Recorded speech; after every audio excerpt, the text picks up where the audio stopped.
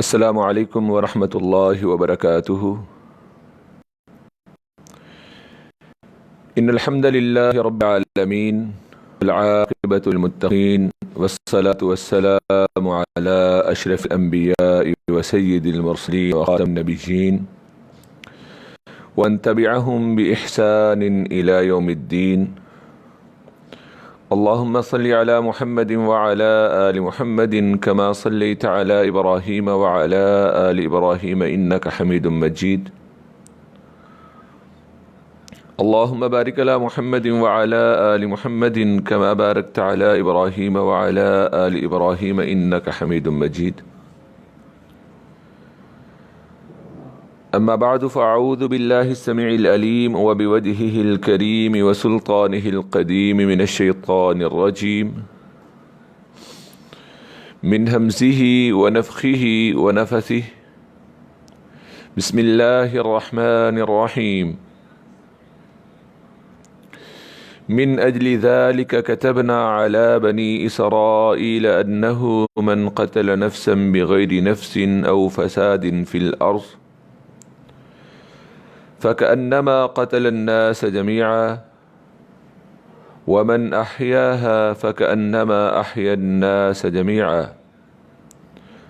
ولقد جاءتهم رسلنا بالبينات ثم إن كثيرا منهم بعد ذلك في الأرض لمسرفون۔ بارگاہ رب العالمین میں اس دعا کے ساتھ کہ اللہ اس قرآن کو ہمارے دلوں اور ہماری زندگیوں کا باغ و بہار بنا دے، اس قرآن کے ذریعہ سے ہمارے دلوں کو منور فرما دے، اور اس قرآن کے ساتھ ہمارا تعلق ہونے کی وجہ سے ہمیں دنیاوی اور اخروی تمام غموں سے اور فکروں سے نجات عطا فرما دے، آمین۔ سورۃ المائدہ کی آیت نمبر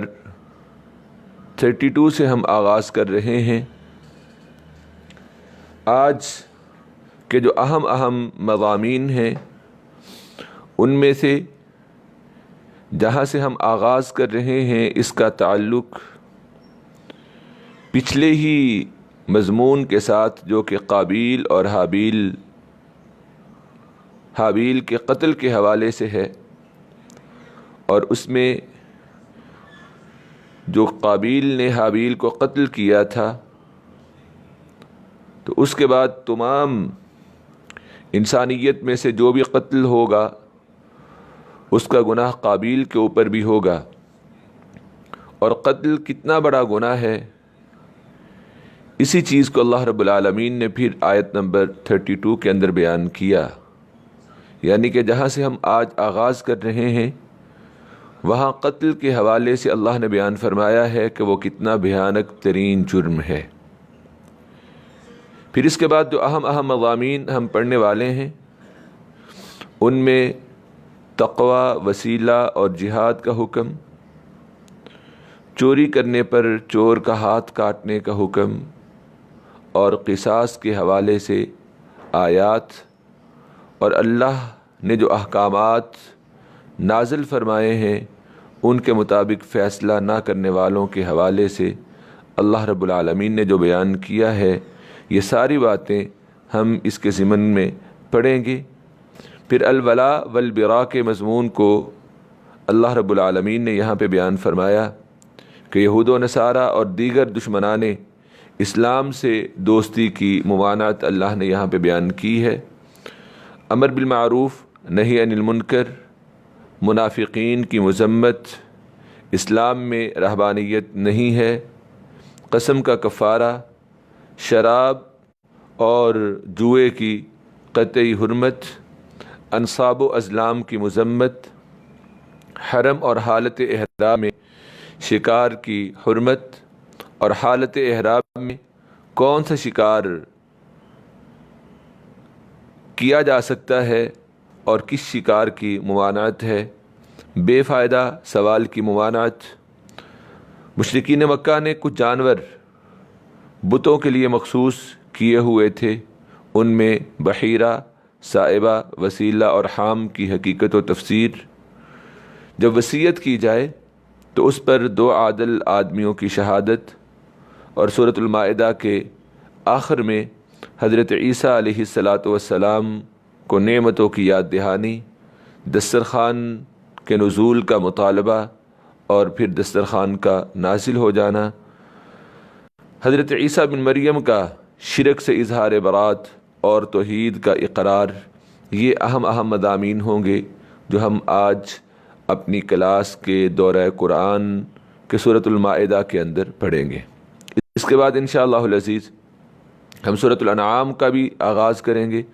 سورۃ الانعام کے اندر جو مضامین ہم پڑھیں گے ان میں سے اہم مضامین کا تعارف کچھ یوں ہے کہ آغاز میں ہی اللہ کی عظیم قدرتوں اور اللہ کی عظیم الشان سلطنت پر اللہ کی تعریف ہوگی، رسول اللہ صلی اللہ علیہ وسلم کی بشریت کے انکار کی وجہ سے مشرکین کی مذمت کی جائے گی، اللہ ہی نفع و نقصان کا مالک اور غالب ہے، اور کوئی بھی بدبخت بد نصیب انسان قرآن سے فائدہ حاصل نہیں کر سکتا، اور اللہ رب العالمین نے مشرکین پر اتمام حجت ہر طرح سے کر دی ہے۔ یہ اہم مضامین ہیں آج کی ہماری کلاس کے، تو ہم آغاز کر رہے ہیں سورۃ المائدہ کی آیت نمبر 32 سے، جس میں اللہ رب العالمین نے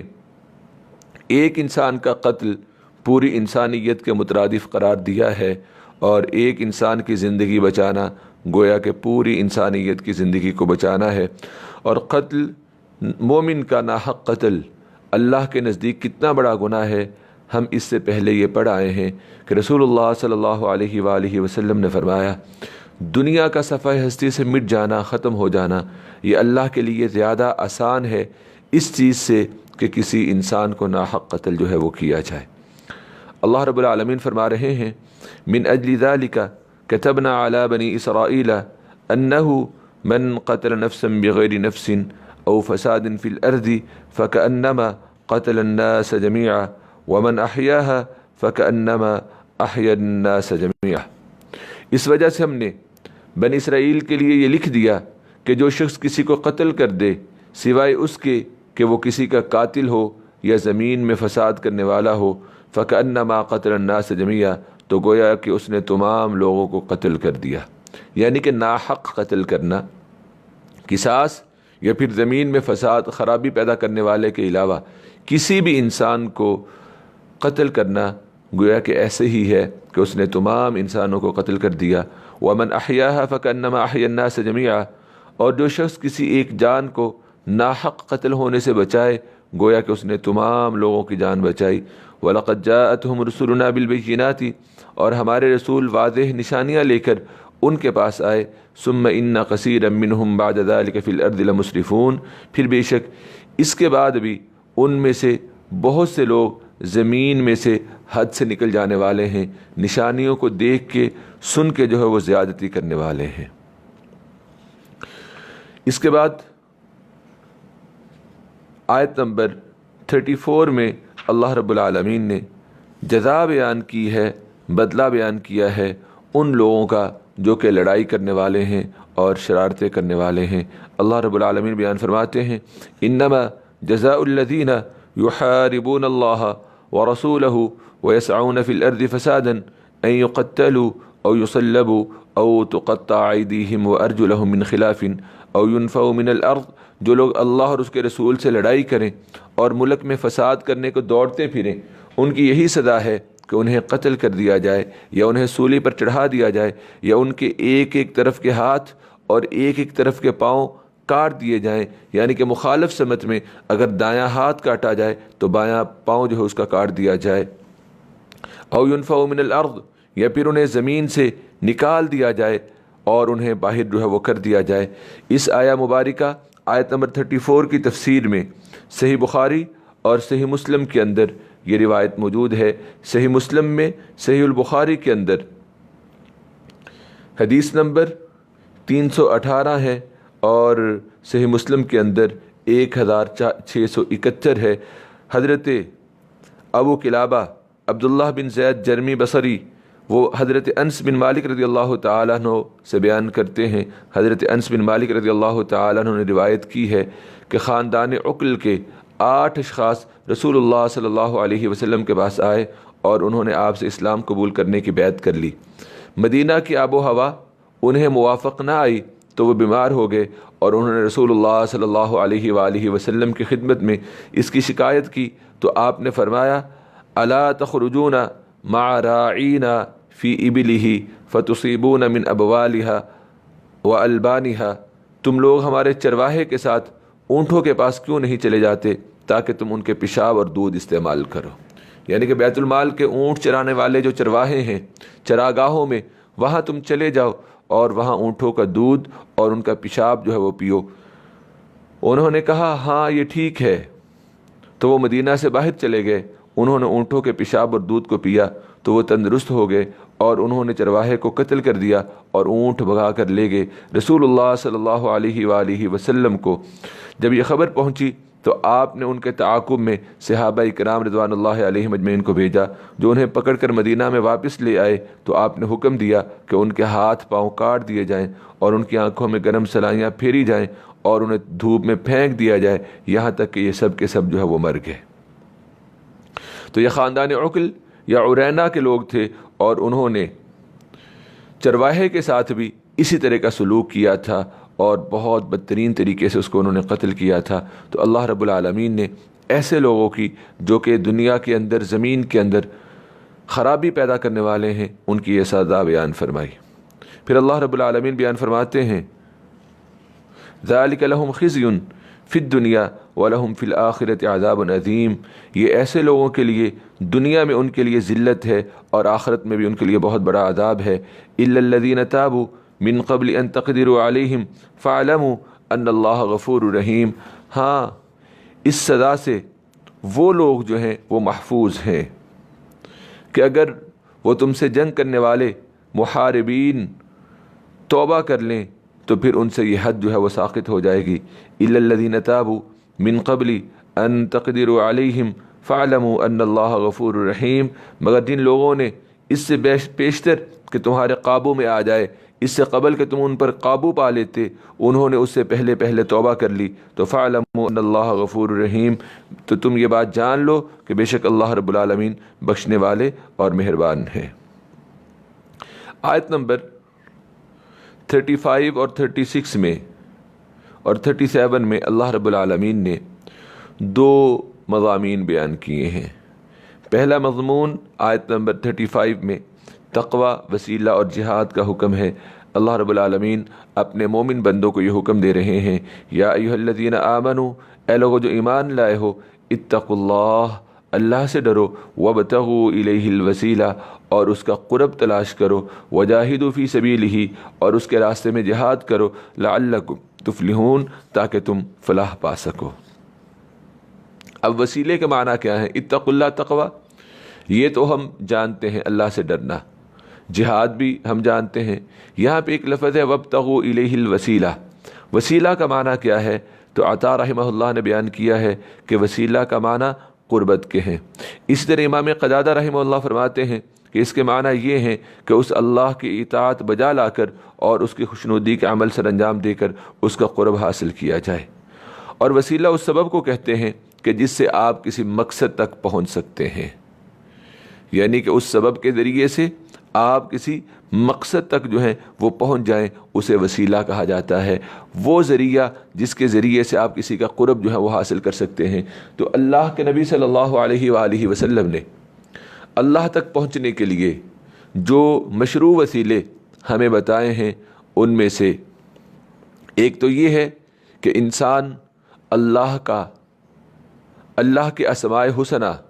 جیسا کہ اللہ رب العالمین خود قرآن کریم کے اندر یہ بات ارشاد فرماتے ہیں وَلِلَّهِ الْأَسْمَاءُ الْحُسْنَى فَادْعُوهُ بِهَا، اللہ کے لیے اچھے نام ہیں، اس اللہ کے ان اچھے ناموں کو لے کے اللہ کو جو ہے وہ پکارو، اللہ کے اچھے ناموں کے ساتھ اللہ کو پکارو، یعنی کہ وہ وسیلہ جو مشروع ہے اور جس کے ذریعے سے ہم اللہ کا قرب حاصل کر سکتے ہیں، اس میں یہ ہے کہ آپ جب اللہ کو پکاریں تو اللہ کے اچھے نام لے کر اللہ کو پکاریں اور اللہ کے سامنے اپنی التجا پیش کریں۔ اور دوسرا مشروع وسیلہ کہ جو ثابت ہے وہ یہ ہے کہ انسان اپنی زندگی میں کیا ہوا وہ نیک عمل جو اس نے خالص اللہ کی رضا کے لیے کیا ہوا ہوتا ہے، وہ اللہ کے سامنے، اللہ کی بارگاہ میں اپنی کسی بھی نجات کے لیے پیش کر دے، جیسا کہ صحیح البخاری کے اندر وہ مشہور واقعہ موجود ہے کہ جو 3 لوگ غار کے اندر جا پھنسے تھے، تو پھر ان تینوں نے اپنا اپنا وہ نیک عمل جو انہوں نے خالص اللہ کی رضا کے لیے کیا ہوا تھا، اس مشکل سے نکلنے کے لیے اللہ کی بارگاہ میں پیش کیا۔ اور تیسرا وسیلہ جو مشروع ہے وہ یہ ہے کہ آپ میں کوئی نیک زندہ انسان موجود ہو تو آپ اس نیک زندہ انسان سے دعا کروائیں اور اس کی موجودگی کو اللہ کے سامنے جو ہے وہ پیش کریں، جیسا کہ صحیح البخاری میں ہی حضرت عمر رضی اللہ تعالی عنہ کے حوالے سے روایت موجود ہے کہ وہ جب صلاۃ الاستسقاء کے لیے بارش طلب کرنے کے لیے باہر نکلے تو جناب عباس رضی اللہ تعالی عنہ کو ساتھ لے کے نکلے، تو انہوں نے عرض کی، اے اللہ، جب ہم میں ہمارے نبی صلی اللہ علیہ وسلم موجود ہوا کرتے تھے تو ہم ان کو لے کے آتے اور ان کے وسیلہ سے آپ سے دعا کرتے تھے، اللہ اب ان کے چچا عباس موجود ہیں، اللہ ان کی موجودگی کے وسیلے کے ساتھ ہم ان سے دعا جو ہے وہ کرواتے ہیں۔ تو یہ 3 مشروع وسیلے ہیں جو کہ شریعت کے اندر جائز ہیں۔ اس کے علاوہ کسی بھی فوت شدہ شخص کو، وہ چاہے رسول اللہ صلی اللہ علیہ وآلہ وسلم ہی کیوں نہ ہو، ان کا صدقہ اور وسیلہ دینا یہ ناجائز ہوگا اور گناہ ہوگا اور اللہ اور اس کے رسول کی نافرمانی ہوگی۔ اسی طرح وسیلہ جنت کے سب سے بلند و بالا اور عرفہ و اعلیٰ درجے کا بھی نام ہے، اور یہ درجہ اللہ نے رسول اللہ صلی اللہ علیہ وآلہ وسلم کے لیے خاص کیا ہے، اور آپ کا جنت میں یہ درجہ جو ہے وہ گھر ہوگا، اور جنت کا یہ مقام جسے وسیلہ کہا جاتا ہے اللہ کے عرش کے سب سے قریب ہوگا، جیسا کہ صحیح البخاری کے اندر اذان کے جواب میں جو دعا ہے اس میں لفظ وسیلہ جو ہے وہ آیا ہوا ہے، اور یہ صحیح بخاری کی حدیث نمبر 614 ہے۔ اسی طرح یہ روایت سنن نسائی کے اندر بھی ہے، اور اس کے اندر اس کا نمبر جو ہے 681 ہے۔ تو اللہ فرماتے ہیں، یا ایھا الذین آمنوا اتقوا اللہ وابتغوا الیہ الوسیلہ، اے لوگو جو ایمان لائے ہو، تم اللہ سے ڈرو اور اس اللہ کے قرب کو تلاش کرو، اور اس اللہ کے قرب کے لیے جو شرعی راستے ہیں ان کو اختیار کرو، وجاہدوا فی سبیلہ، اور تم اللہ کے راستے میں جہاد کرو، لعلکم تفلحون، تاکہ تم کامیاب ہو سکو۔ اس کے بعد آیت نمبر 36 اور 37 میں اللہ رب العالمین نے وہی مضمون بیان کیا ہے جو ہم قرآن کریم کے اندر بیشتر مقامات پہ سورہ آل عمران کے اندر اور سورہ نساء کے اندر پڑھائے ہیں کہ قیامت کے دن کفار سے کوئی بھی فدیہ جو ہے قبول نہیں کیا جائے گا۔ اللہ فرماتے ہیں، ان الذین کفروا لو ان لهم ما فی الارض جمیعا ومثلہ معہ، بے شک جو لوگ کافر ہیں اگر ان کے پاس روئے زمین کے تمام خزانے اور اس کا سب مال و متاع ہو اور اس کے ساتھ مثلہ معہ اسی قدر اور بھی ہو، لیفتدوا بہ من عذاب یوم القیامہ،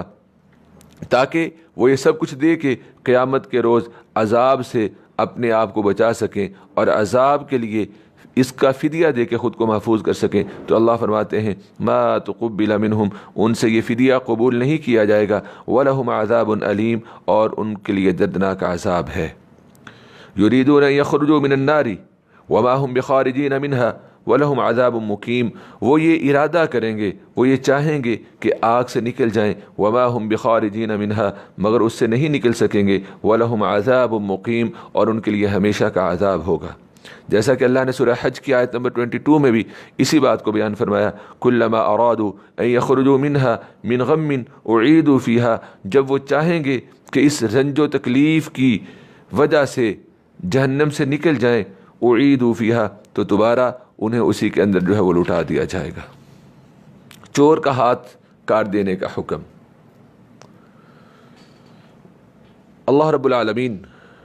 آیت نمبر 38 میں بیان فرماتے ہیں، وَالسَّارِقُ وَالسَّارِقَةُ فَاقْطَعُوا أَيْدِيَهُمَا جَزَاءً بِمَا كَسَبَا نَكَالًا مِّنَ اللَّهِ وَاللَّهُ عَزِيزٌ حَكِيمٌ، اور تم چوری کرنے والے مرد اور چوری کرنے والے عورت کے ہاتھ کاٹ دیا کرو، جزاء بما کسبا نکالا من اللہ، یہ اللہ کی طرف سے اس گناہ کی عبرتناک سزا ہے، واللہ عزیز حکیم، اور اللہ غالب ہیں اور خوب حکمت والے ہیں۔ سورۃ المائدہ کی آیت نمبر 38 میں اللہ رب العالمین نے چور کا ہاتھ کاٹ دینے کا حکم دیا۔ اب چور کا ہاتھ کب کاٹا جائے، کتنی چیز ہو جس کے اوپر چور کا ہاتھ جو ہے وہ کاٹا جائے، اس کے بارے میں رسول اللہ صلی اللہ علیہ وآلہ وسلم سے 2 احادیث ہیں، اور دونوں ہی احادیث صحیح بخاری اور صحیح مسلم کے اندر موجود ہیں۔ یہ روایت جو ابھی میں آپ کے سامنے ذکر کرنے لگا ہوں حضرت ابو ہریرہ رضی اللہ تعالیٰ عنہ سے مروی ہے، اور یہ صحیح البخاری کے اندر حدیث نمبر 6799 ہے، 6799 ہے۔ اللہ کے نبی صلی اللہ علیہ وآلہ وسلم نے فرمایا لعن اللہ السارق یسرق البیضۃ فتقطع یدہ ویسرق الحبل فتقطع یدہ، اللہ تعالیٰ چور پر لعنت کرے، خود چراتا ہے، وہ خود جو سر کے اوپر پہن کے انسان میدان جنگ میں جایا کرتا تھا تو اس کا ہاتھ کاٹ دیا جاتا ہے، اور رسی چراتا ہے تو اس کا ہاتھ کاٹ دیا جاتا ہے۔ اسی طرح کتنی مالیت ہو تو اس کا چور کا ہاتھ جو ہے وہ کاٹ دیا جائے گا۔ صحیح بخاری اور صحیح مسلم میں حضرت عائشہ رضی اللہ تعالی عنہا سے مروی ہے، اور یہ صحیح البخاری کی حدیث نمبر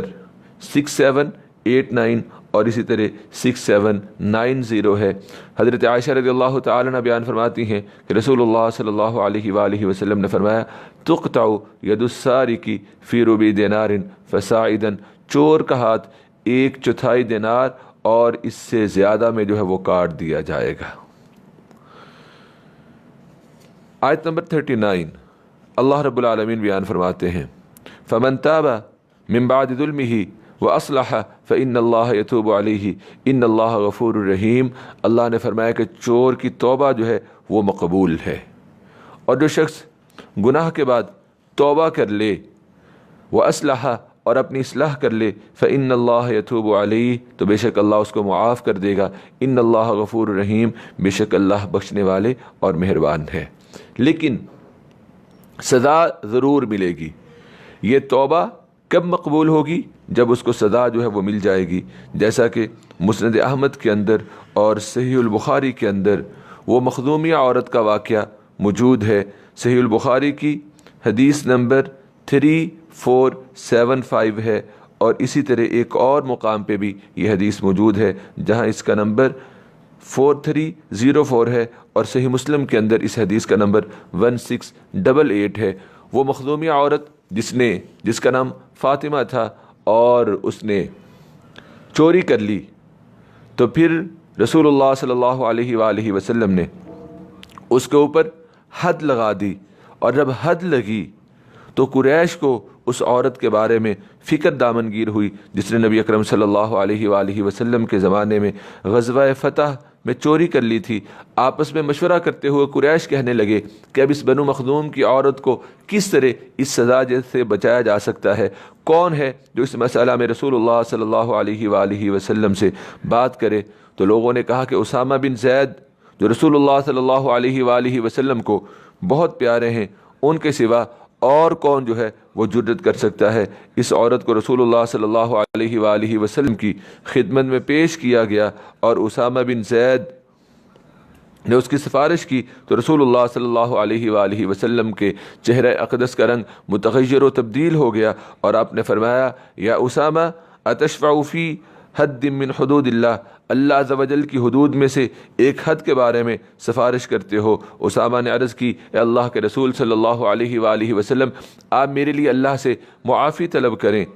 شام ہوئی تو رسول اللہ صلی اللہ علیہ وآلہ وسلم کھڑے ہو کر خطبہ ارشاد فرمایا، اور اس میں اللہ تعالیٰ کی حمد و ثنا بیان کی، اور آپ صلی اللہ علیہ وآلہ وسلم نے فرمایا اما بعد فإنما أهلك الذين من قبلكم أنهم كانوا إذا سرق فيهم الشريف تركوه وإذا سرق فيهم الضعيف أقاموا عليه الحد۔ اللہ کی حمد و ثنا کے بعد تم سے پہلے لوگوں کو اس بات نے ہلاک کیا کہ ان میں سے اگر کوئی معزز آدمی چوری کرتا تو اسے چھوڑ دیتے تھے، اور اگر کوئی کمزور آدمی چوری کرتا تو اس پر حد کام کرتے تھے۔ اس ذات اقدس کی قسم جس کے ہاتھ میں میری جان ہے، لو ان فاطمہ بنت محمد سرقت لقطعت یدها، اگر محمد صلی اللہ علیہ وآلہ وسلم کی صاحبزادی فاطمہ بھی چوری کرتی تو میں محمد صلی اللہ علیہ وآلہ وسلم اس کا ہاتھ جو ہے وہ کاٹ دیتا۔ اب سفارش بھی انہوں نے کی اور پھر فدیہ بھی دیا، لیکن رسول اللہ صلی اللہ علیہ وآلہ وسلم نے فرمایا اقطعوا یدہا، اس کا ہاتھ کاٹ دو۔ چنانچہ اس عورت کا دایاں ہاتھ کاٹ دیا گیا۔ تو پھر عورت نے عرض کی اے اللہ کے رسول صلی اللہ علیہ وآلہ وسلم، کیا اب میری توبہ قبول ہو سکتی ہے؟ آپ صلی اللہ علیہ وآلہ وسلم نے فرمایا نعم انت اليوم من خطیئتک، انت اليوم من خطیئتک کیوم ولدتک امک، ہاں اب تم گناہ سے اس طرح سے پاک ہو گئی ہو جس طرح اس دن پاک تھی جب تمہاری ماں نے تمہیں جو ہے وہ جنم دیا تھا۔ تو سزا کے بعد اگر چور توبہ کر لے تو اللہ کے ہاں اس کی توبہ جو ہے وہ مقبول ہے۔ اللہ رب العالمین فرماتے ہیں آیت نمبر 39 میں فمن تاب من بعد ظلمہ واصلح، اور جو شخص گناہ کے بعد توبہ کر لے واصلح، اور نیکوکار ہو جائے، نیک بن جائے، فإن اللہ یتوب علیہ، تو بے شک اللہ اس کو معاف کر دے گا۔ ان اللہ غفور رحیم، بے شک اللہ بخشنے والے اور بہت مہربان ہیں۔ الم تعلم ان اللہ لہ ملک السماوات والارض، کیا تمہیں معلوم نہیں ہے کہ بے شک آسمانوں اور زمینوں میں اللہ ہی کی بادشاہت اور سلطنت ہے، وہ تمام کائنات کا مالک اور حاکم ہے، اور اس کے حکم کو کوئی ٹال نہیں سکتا۔ جو ارادہ وہ فرماتا ہے وہ اللہ اسے کر گزرتا ہے۔ پھر اللہ فرماتے ہیں یعذب من یشاء ویغفر لمن یشاء واللہ علی کل شیء قدیر، جس کو چاہے عذاب کر دے اور جسے چاہے بخش دے، اور اللہ ہر چیز پر جو ہے وہ قادر ہے۔ اس کے بعد آیت نمبر 41، 42، 43 اور 44، یہ 4 آیات ہیں۔ ان 4 آیات میں سے پہلی آیہ مبارکہ میں اللہ رب العالمین نے رسول اکرم صلی اللہ علیہ وآلہ وسلم کو مخاطب کیا اور انہیں یہ حکم دیا کہ آپ یہود اور منافقوں کی حرکتوں کی وجہ سے غم زدہ نہ ہوں، اور پھر ساتھ ہی اللہ رب العالمین نے یہود کو یہاں پہ ایک چارج شیٹ کیا ہے، اور اس چارج شیٹ کے اندر 2 بنیادی باتیں ہیں۔ ایک تو یہ کہ یہود نے تورات کے اندر تحریف کر لی، اور دوسرا یہ کہ انہوں نے اللہ نے جو حدود، جو سزائیں نازل کی تھیں ان کا انہوں نے انکار کر دیا، اس سے انہوں نے جو ہے وہ انحراف کیا۔ اور یہاں پہ بنیادی بات 2 ہی ہے، یہود کی تعریف اور رجم سے انحراف۔ جیسا کہ امام مالک نے نافع سے اور انہوں نے حضرت عبداللہ بن عمر رضی اللہ تعالیٰ عنہ سے روایت کیا ہے، اور یہ روایت موطا امام مالک کے ساتھ ساتھ صحیح البخاری اور صحیح المسلم کے اندر جو ہے وہ موجود ہے۔ صحیح البخاری میں اس کا نمبر 6841 ہے، اور صحیح مسلم میں اس حدیث کا نمبر 1699 ہے، اور موطا امام مالک کے اندر اس حدیث کا نمبر 1576 ہے۔ حضرت عبداللہ بن عمر رضی اللہ تعالیٰ عنہ بیان فرماتے ہیں کہ یہودی رسول اللہ صلی اللہ علیہ وآلہ وسلم کے پاس آئے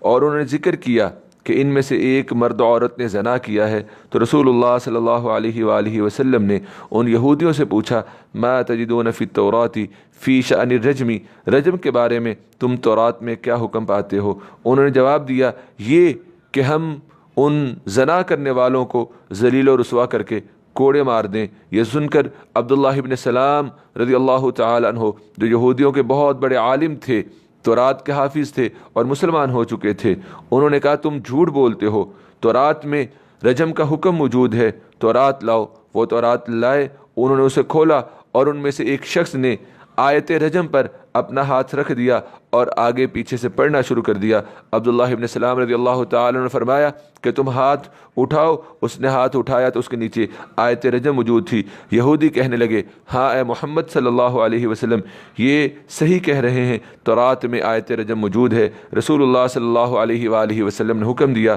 اور ان دونوں بدکاری کرنے والوں کو رجم کر دیا۔ میں نے دیکھا کہ رجم کے وقت مرد عورت کی طرف جھک رہا تھا اور اسے پتھروں سے بچانے کی کوشش کر رہا تھا۔ یہ روایت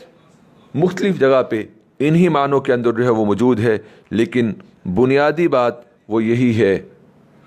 کہ انہوں نے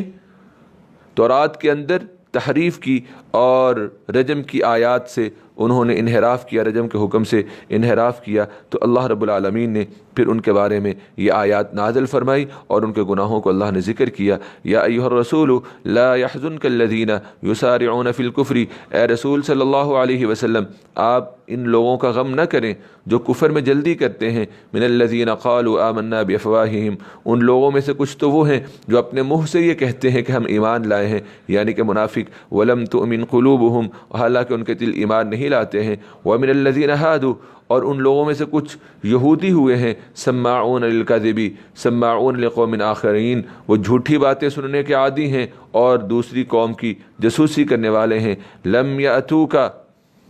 یحرفون الکلمہ من بعد مواضعہ، جو ابھی اطاعت کے لیے آپ کے پاس نہیں آئے ہیں، یحرفون الکلمہ من بعد مواضعہ، وہ کلمات کا موقع و محل ثابت ہونے کے بعد اسے بدل دیتے ہیں، یقولون ان اوتیتم ھذا فخذوہ وان لم تؤتوہ فاحذروا، وہ کہتے ہیں کہ اگر تمہیں یہ حکم دیا جائے تو قبول کر لو، اور اگر یہ حکم نہ دیا جائے تو ان سے الگ تھلگ ہو جاؤ، وَمَن يُرِدِ اللَّهُ فِتْنَتَهُ فَلَن تَمْلِكَ لَهُ مِنَ اللَّهِ شَيْئًا، اور جسے اللہ فتنے میں ڈالنا چاہے تو آپ اللہ کی طرف سے اس کے بارے میں قطعاً کچھ بھی اختیار نہیں رکھتے ہو۔ اولئک الذین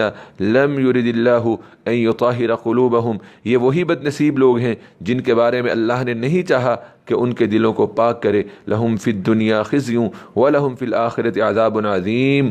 ان کے لیے دنیا میں رسوائی ہے اور آخرت میں ان کے لیے بہت بڑا عذاب ہے۔ یہودیوں کے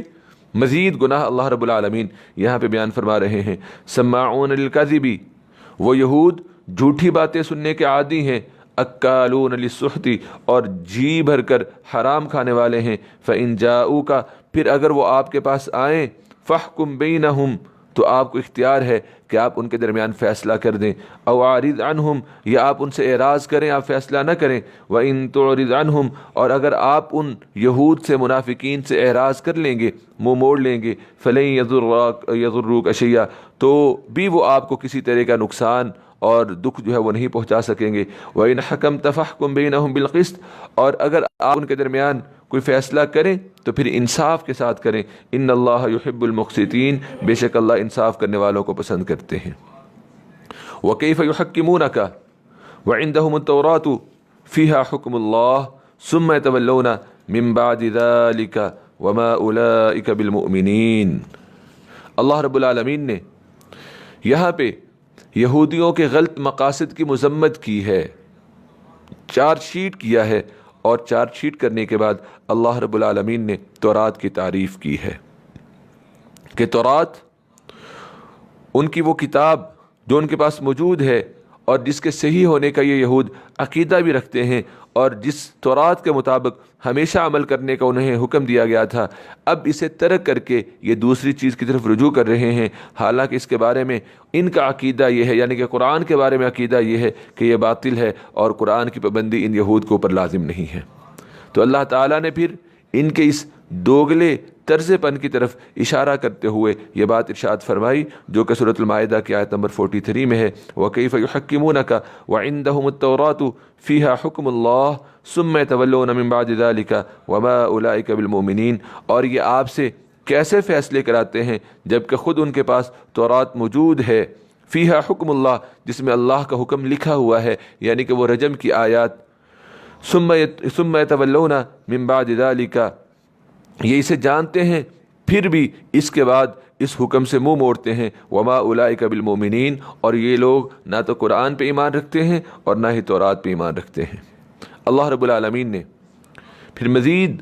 تورات کی تعریف کرتے ہوئے آیت نمبر 44 کے اندر بیان فرمایا، انا انزلنا التوراۃ فیہا ھدی ونور، بے شک ہم نے تورات نازل فرمائی جس میں ہدایت اور روشنی ہے، یحکم بہا النبیون الذین اسلموا للذین ہادوا، اسی کے مطابق انبیاء جو اللہ کے فرما بردار تھے یہودیوں کو حکم دیتے رہے،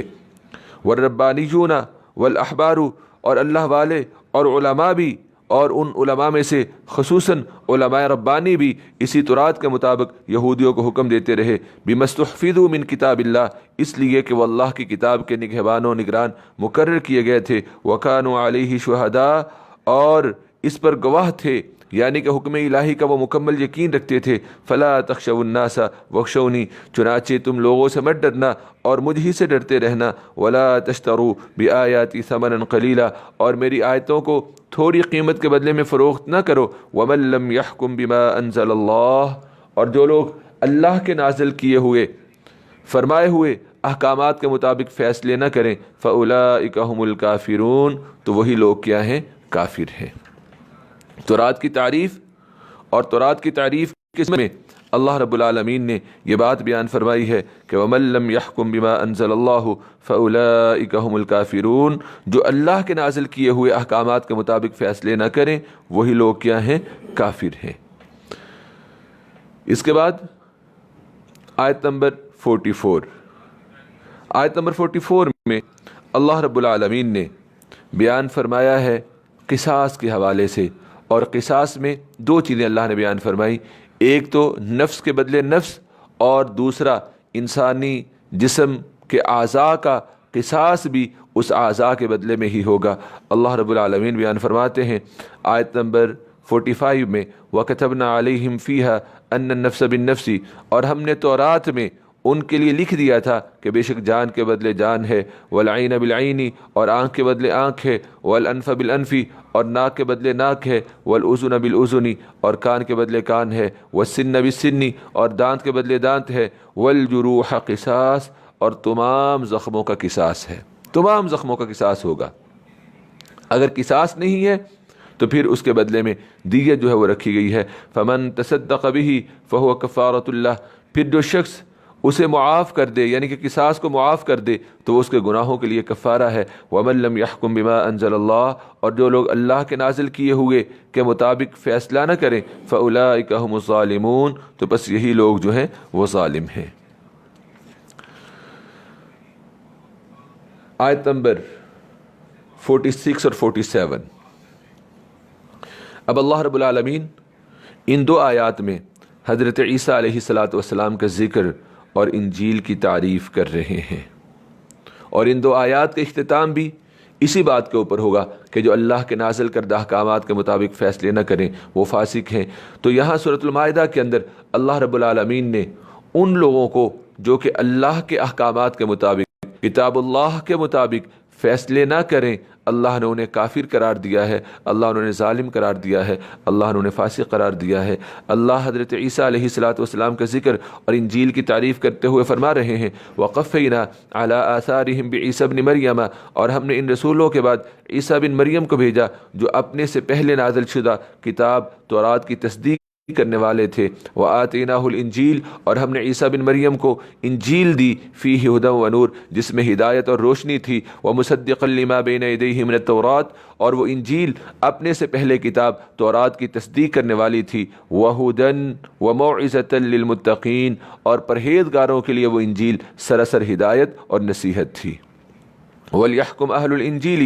بِمَا أَنزَلَ اللَّهُ فِيهِ، اور اہل انجیل کو چاہیے کہ اللہ نے اس میں جو کچھ نازل کیا اس کے مطابق فیصلے کریں۔ وَمَن لَّمْ يَحْكُم بِمَا أَنزَلَ اللَّهُ، اور جو لوگ اللہ کے نازل کیے ہوئے کے مطابق فیصلے نہ کریں، فَأُولَٰئِكَ هُمُ الْفَاسِقُونَ، بس وہی لوگ جو ہیں وہ فاسق ہیں۔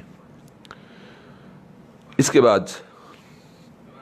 3 آیات میں اللہ رب العالمین نے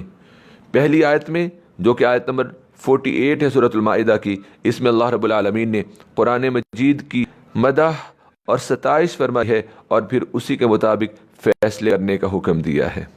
اللہ رب العالمین فرما رہے ہیں سورۃ المائدہ کی آیت نمبر 48 میں وَأَنزَلْنَا إِلَيْكَ الْكِتَابَ بِالْحَقِّ مُصَدِّقًا لِمَا بَيْنَ يَدَيْهِ، اور اے نبی صلی اللہ علیہ وآلہ وسلم، ہم نے آپ پر یہ کتاب حق کے ساتھ نازل کی ہے، یہ تصدیق کرنے والی ہے اس کتاب کی جو اس سے پہلے تھی، وَمُهَيْمِنًا عَلَيْهِ، اور اس کتاب پر جو اس سے پہلے تھی اس پر نگہبان بھی ہے۔ قرآن کس حوالے سے مہیمن ہے اس کے اوپر ہماری تفصیلی گفتگو الحمدللہ پہلے گزر چکی ہے۔ فَاحْكُم بَيْنَهُمْ بِمَا أَنزَلَ اللَّهُ، چنانچہ آپ ان کے درمیان اللہ کی نازل کی ہوئی ہدایت کے مطابق فیصلے کریں۔ وَلَا تَتَّبِعْ أَهْوَاءَهُمْ عَمَّا جَاءَكَ مِنَ الْحَقِّ، اور آپ کے پاس جو حق آیا ہے اسے نظر انداز کر کے ان کی خواہشات کی پیروی نہ کریں۔ لِكُلٍّ جَعَلْنَا مِنْكُمْ شِرْعَةً وَمِنْهَاجًا، ہم نے تم میں سے ہر ایک کے لیے ایک دستور اور طریقہ بنا دیا ہے. شرع دستور و منہاجا اور طریقہ بنایا ہے. وَلَوْ شَاءَ اللَّهُ لَجَعَلَكُمْ أُمَّةً وَاحِدَةً اور اگر اللہ چاہتا تو تمہیں ضرور ایک امت بنا دیتا. وَلَكِنْ لِيَبْلُوَكُمْ فِي مَا آتَاكُمْ لیکن وہ چاہتا ہے کہ تمہیں اس کتاب کے بارے میں آزمائے جو اللہ نے تمہیں دی ہے. فَاسْتَبِقُوا الْخَيْرَاتِ چنانچہ تم نیکیوں میں ایک دوسرے سے آگے بڑھو، اس کتاب کے اوپر ایمان لانے اور اس کے اوپر عمل کرنے میں ایک دوسرے سے آگے بڑھو. إِلَى اللَّهِ مَرْجِعُكُمْ جَمِيعًا تم سب نے اللہ کی طرف لوٹ کر جانا ہے. فَيُنَبِّئُكُمْ بِمَا كُنْتُمْ فِيهِ تَخْتَلِفُونَ پھر وہ اللہ تمہیں اصل حقیقت بتا دیں گے جس میں تم اختلاف کرتے رہتے تھے. وَأَنِ احْكُم بَيْنَهُم بِمَا أَنزَلَ اللَّهُ اللہ کے نبی کو بھی یہی حکم ہے کہ آپ اللہ کے نازل کردہ کلام کے مطابق، اللہ کے نازل کردہ احکامات کے مطابق ان کے درمیان جو ہے وہ فیصلہ کریں. وَأَنِ احْكُم بَيْنَهُم بِمَا أَنزَلَ اللَّهُ اے نبی صلی اللہ علیہ وسلم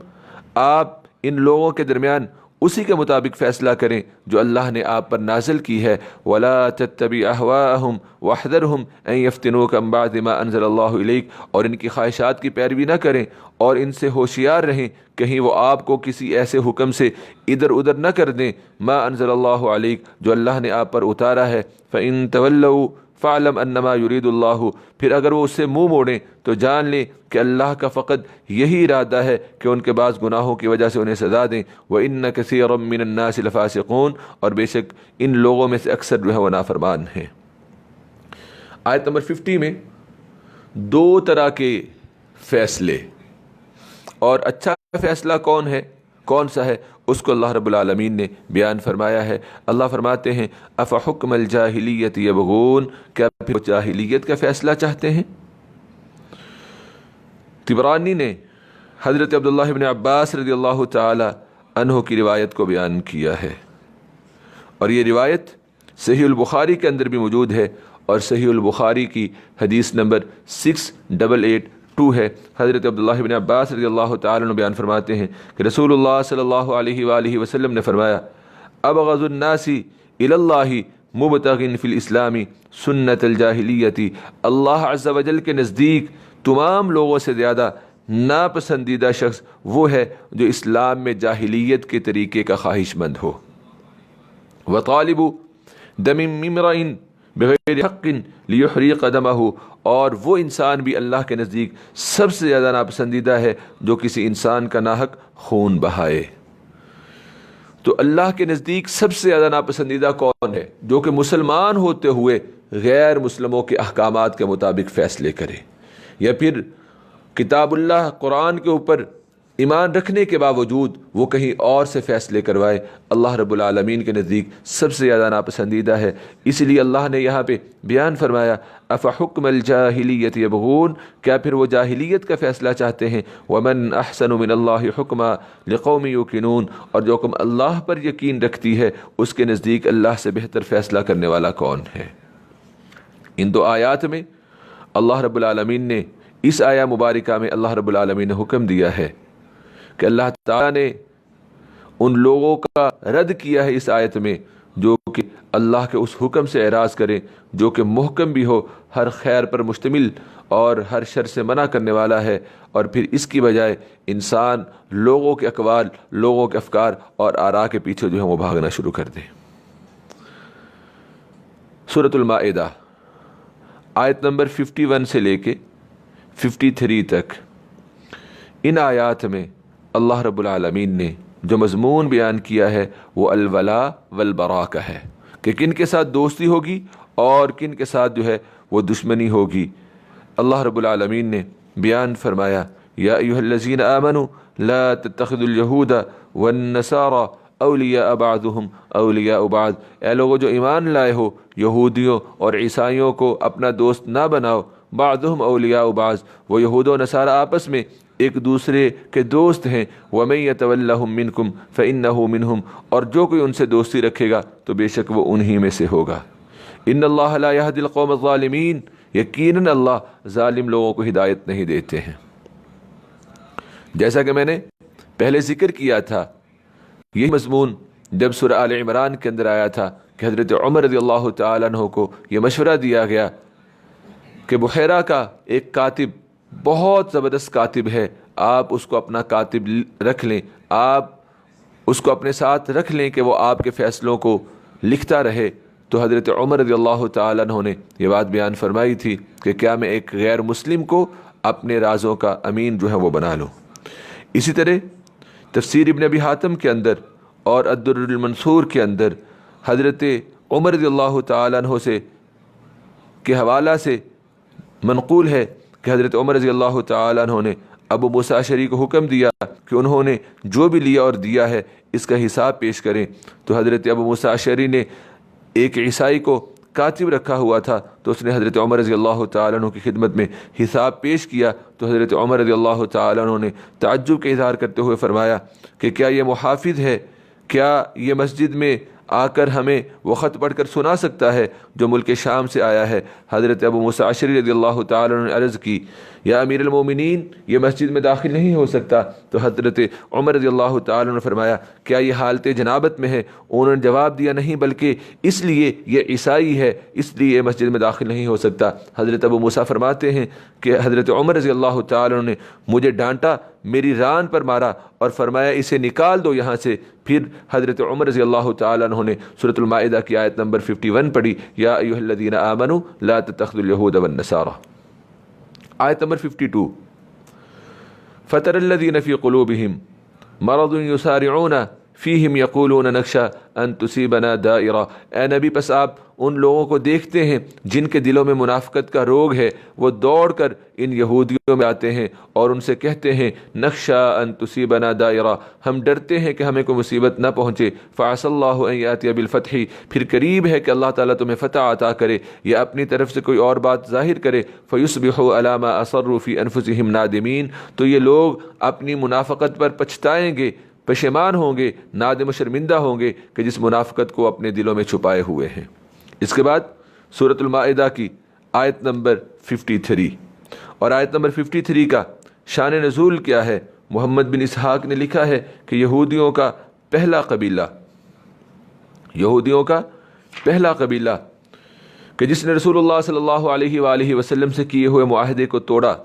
وہ بنو قینقاع تھا۔ مدینہ کے قریب یہودیوں کے 3 قبائل جو ہیں وہ موجود تھے، بنو قینقاع، بنو نذیر اور بنو قریظہ۔ تو سب سے پہلے رسول اللہ صلی اللہ علیہ وآلہ وسلم کے ساتھ کیے ہوئے معاہدے کو جس نے توڑا وہ بنو قینقاع تھا۔ جب رسول اللہ صلی اللہ علیہ وسلم نے بنو قینقاع کا معاہدہ توڑنے کی وجہ سے ان کا محاصرہ کر لیا، وہ مجبور ہو گئے کہ آپ ان کے بارے میں جو چاہیں فیصلہ فرمائیں۔ تو عبداللہ بن ابی ابن سلول جو کہ رئیس المنافقین تھا، اس نے کھڑے ہو کر کہا، اے محمد صلی اللہ علیہ وسلم، آپ میرے ان دوستوں سے اچھا سلوک کریں۔ یاد رہے یہ قبیلہ خزرج کے حلیف تھے۔ رسول اللہ صلی اللہ علیہ وآلہ وسلم نے اس کی بات کا کوئی جواب نہ دیا، تو اس نے پھر یہ کہا کہ اے محمد صلی اللہ علیہ وآلہ وسلم، میرے ان دوستوں سے اچھا سلوک کریں۔ آپ صلی اللہ علیہ وسلم نے پھر بھی اعراض فرمایا، تو اس نے رسول اللہ صلی اللہ علیہ وسلم کی زرہ کی جیب میں ہاتھ ڈال دیا۔ تو آپ نے فرمایا، ارسلنی، مجھے چھوڑ دو۔ اور آپ نے اس قدر شدید ناراضی کا اظہار فرمایا کہ یہاں تک کہ آپ صلی اللہ علیہ وسلم کے چہرہ اقدس پہ، پیشانی پہ سلوٹیں جو ہیں وہ نمودار ہو گئیں۔ آپ نے پھر عبداللہ بن ابی کو فرمایا، ویحک ارسلنی، تیرا بیڑا غرق ہو، مجھے چھوڑ دے۔ اس نے کہا، نہیں، اللہ کی قسم میں نہیں چھوڑوں گا جب تک آپ میرے ان دوستوں سے اچھا سلوک نہیں کریں گے، جن میں سے 400 ننگے سر اور 300 زریں پہنے ہوئے ہیں، اور جنہوں نے ہر سرخ و سیاہ سے میری حفاظت کی ہے۔ تو کیا آپ ایک ہی دن ان سب کو تیغ کر دیں گے؟ مجھے ان کی پھر بھی ضرورت ہے، کیونکہ میں زمانے کی گردشوں سے ڈرتا ہوں۔ تو رسول اللہ صلی اللہ علیہ وسلم نے فرمایا، ہم لکا، جا، میں نے تیرے لیے ان بنو قینقاع کو معاف کر دیا۔ اسی طرح محمد بن اسحاق نے، اور وہ کہتے ہیں کہ مجھ سے ابو اسحاق بن یسار نے، اور ان سے حضرت عبادہ بن ولید بن عبادہ بن سامت نے بیان کیا ہے کہ جب بنو قینقاع نے رسول اللہ صلی اللہ علیہ وسلم سے جنگ کی تو عبداللہ بن ابی نے ان کے معاملے کو اپنے ہاتھ میں لے کر انہیں بچانا شروع کر دیا۔ عبادہ بن سامت بھی، جن کا تعلق بنو عوف بن خضر سے تھا، رسول اللہ صلی اللہ علیہ وآلہ وسلم کی خدمت میں اس سلسلے میں حاضر ہوئے تھے، کیونکہ وہ بھی عبداللہ بن ابی کی طرح ان بنو قینقاع کے حلیف تھے، مگر انہوں نے ان کے حلیف بننے کو ترک کر کے اللہ اور اس کے رسول صلی اللہ علیہ وسلم کے دامن سے وابستگی کو اختیار کر لیا تھا اور بارگاہ رسالت میں عرض کی، یا رسول اللہ صلی اللہ علیہ وسلم، میں اللہ اور اس کے رسول کے پاس ان کا حلیف بننے سے اظہار برات کرتا ہوں، میں اللہ تعالیٰ، اس کے رسول اور مومنوں سے دوستی کا اقرار کرتا ہوں۔ تو یہ دو رویے تھے، ایک رویہ منافقین کا تھا اور دوسرا رویہ سچے مومن عبادہ بن صامت کا تھا۔ تو اللہ رب العالمین نے پھر اس ضمن میں یہ آیات جو ہیں وہ نازل فرمائی کہ یا ایھا الذین آمنوا لا تتخذوا اليہود والنصارى، آخر تک اللہ رب العالمین نے یہ ساری آیتیں جو ہیں وہ بیان فرمائی۔ پھر اللہ فرماتے ہیں آیت نمبر 53 میں، وَيَقُولُ الَّذِينَ آمَنُوا أَهَؤُلَاءِ الَّذِينَ أَقْسَمُوا بِاللَّهِ جَهْدَ أَيْمَانِهِمْ، اور اس وقت وہ لوگ جو ایمان لائے ہیں کہیں گے کیا یہی وہ لوگ ہیں جنہوں نے بڑی شد و مت سے اللہ کی قسمیں کھائی تھیں، انہم لمعکم، بے شک وہ تمہارے ساتھ ہیں، حبطت اعمالہم، ان کے اعمال برباد ہو گئے، فاصبحوا خاسرین، چنانچہ وہ خسارہ اٹھانے والوں میں سے ہے۔ آیت نمبر 54 میں اللہ رب العالمین نے جو باتیں بیان کی ہیں ان میں سے پہلی بات وہ یہ ہے کہ دین سے انسان کو پھرنا نہیں چاہیے۔ جو انسان دین سے پھر جاتا ہے اس کی سرزنش کی گئی ہے، اس کو ڈانٹا گیا ہے۔ اللہ فرماتے ہیں یا ایھا الذین آمنوا من یرتد منکم عن دینہ، اے لوگو جو ایمان لائے ہو، تم میں سے جو کوئی اپنے دین سے پھر جائے تو پھر اللہ جلد ایسے لوگوں کو لائے گا، یحبہم ویحبونہ، کہ وہ اللہ ان سے محبت کرتا ہوگا اور وہ اس سے محبت کرتے ہوں گے۔ اگر آپ اعمال صالحہ میں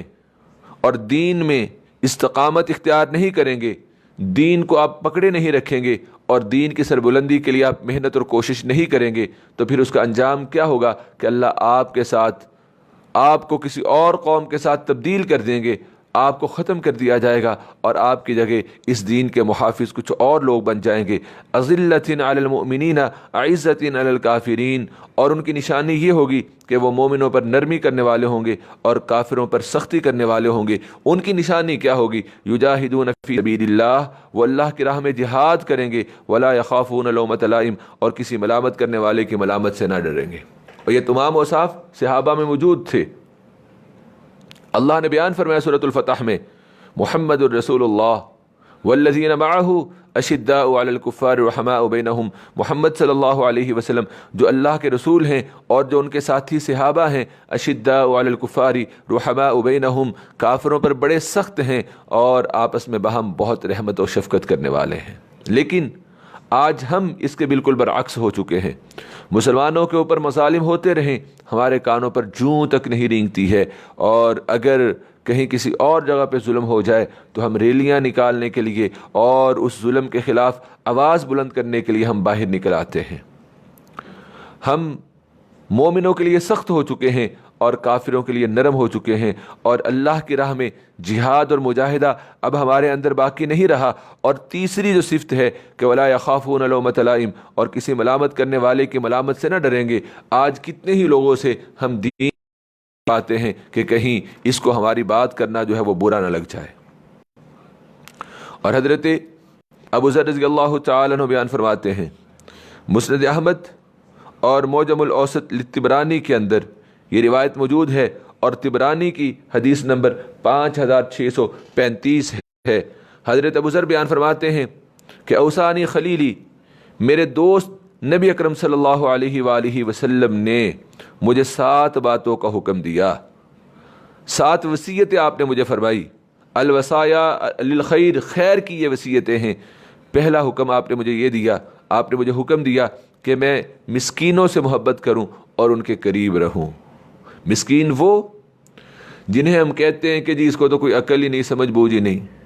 مسکین اسے بھی کہا جاتا ہے جو کہ سفید پوش ہوتا ہے اور کسی کے سامنے ہاتھ نہیں پھیلاتا ہے۔ نمبر 2، آپ نے مجھے حکم دیا کہ میں اپنے سے کمتر کی طرف دیکھوں اور اپنے سے بلند تر کی طرف نہ دیکھوں۔ ہر نعمت میں میں دیکھوں کہ جو مجھ میں نعمت میں کمتر ہے، اس سے یہ کیا ہوگا کہ میں اللہ کا زیادہ شکر گزار بن سکوں گا۔ نمبر 3، آپ نے مجھے حکم دیا کہ میں رشتہ داری سے صلہ رحمی کروں، خواہ وہ رشتہ دار مجھ سے قطع رحمی ہی کریں۔ نمبر 4، آپ نے مجھے حکم دیا کہ میں کسی سے کوئی سوال نہ کروں۔ نمبر 5، آپ نے مجھے حکم دیا کہ میں حق بات کہوں، خواہ وہ کڑوی ہی کیوں نہ ہو۔ نمبر 6، آپ نے مجھے فرمایا لا تخافون فی اللہ لومۃ لائم کہ میں اللہ کے بارے میں کسی بھی ملامت گر کی ملامت سے نہ ڈروں، اور نمبر 7 آپ نے مجھے حکم دیا کہ میں کثرت سے لا حول ولا قوت الا باللہ پڑھتا رہوں، کیونکہ ان کلمات کو عرش الہی کے خزانے سے نازل کیا گیا ہے۔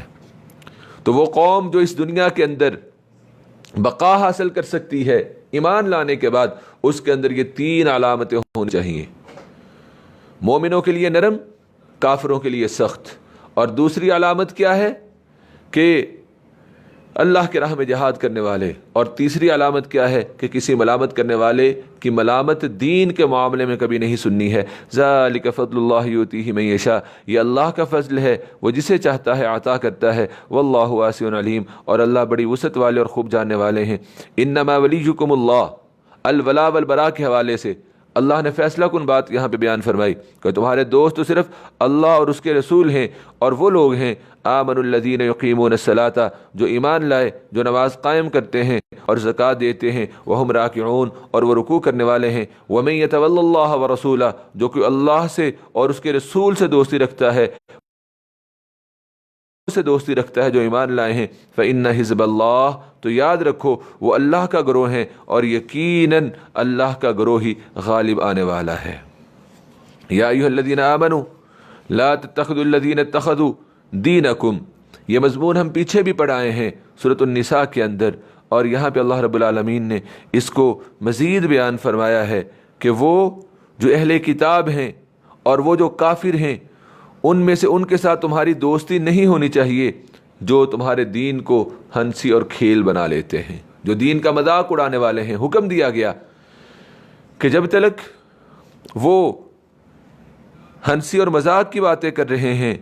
اس وقت تک نہ تم ان کے اندر بیٹھو اور ان کی باتوں کی طرف متوجہ ہو۔ اگر تم ان کے ساتھ بیٹھے رہو گے تو پھر تم بھی انہی کے ساتھ جو ہے وہ ہو جاؤ گے۔ اللہ رب العالمین بیان فرماتے ہیں یا ایھا الذین آمنوا لا تتخذوا الذین اتخذوا دینکم ہزوا ولعبا، اے لوگو جو ایمان لائے ہو، تم ان لوگوں کو اپنا دوست نہ بناؤ،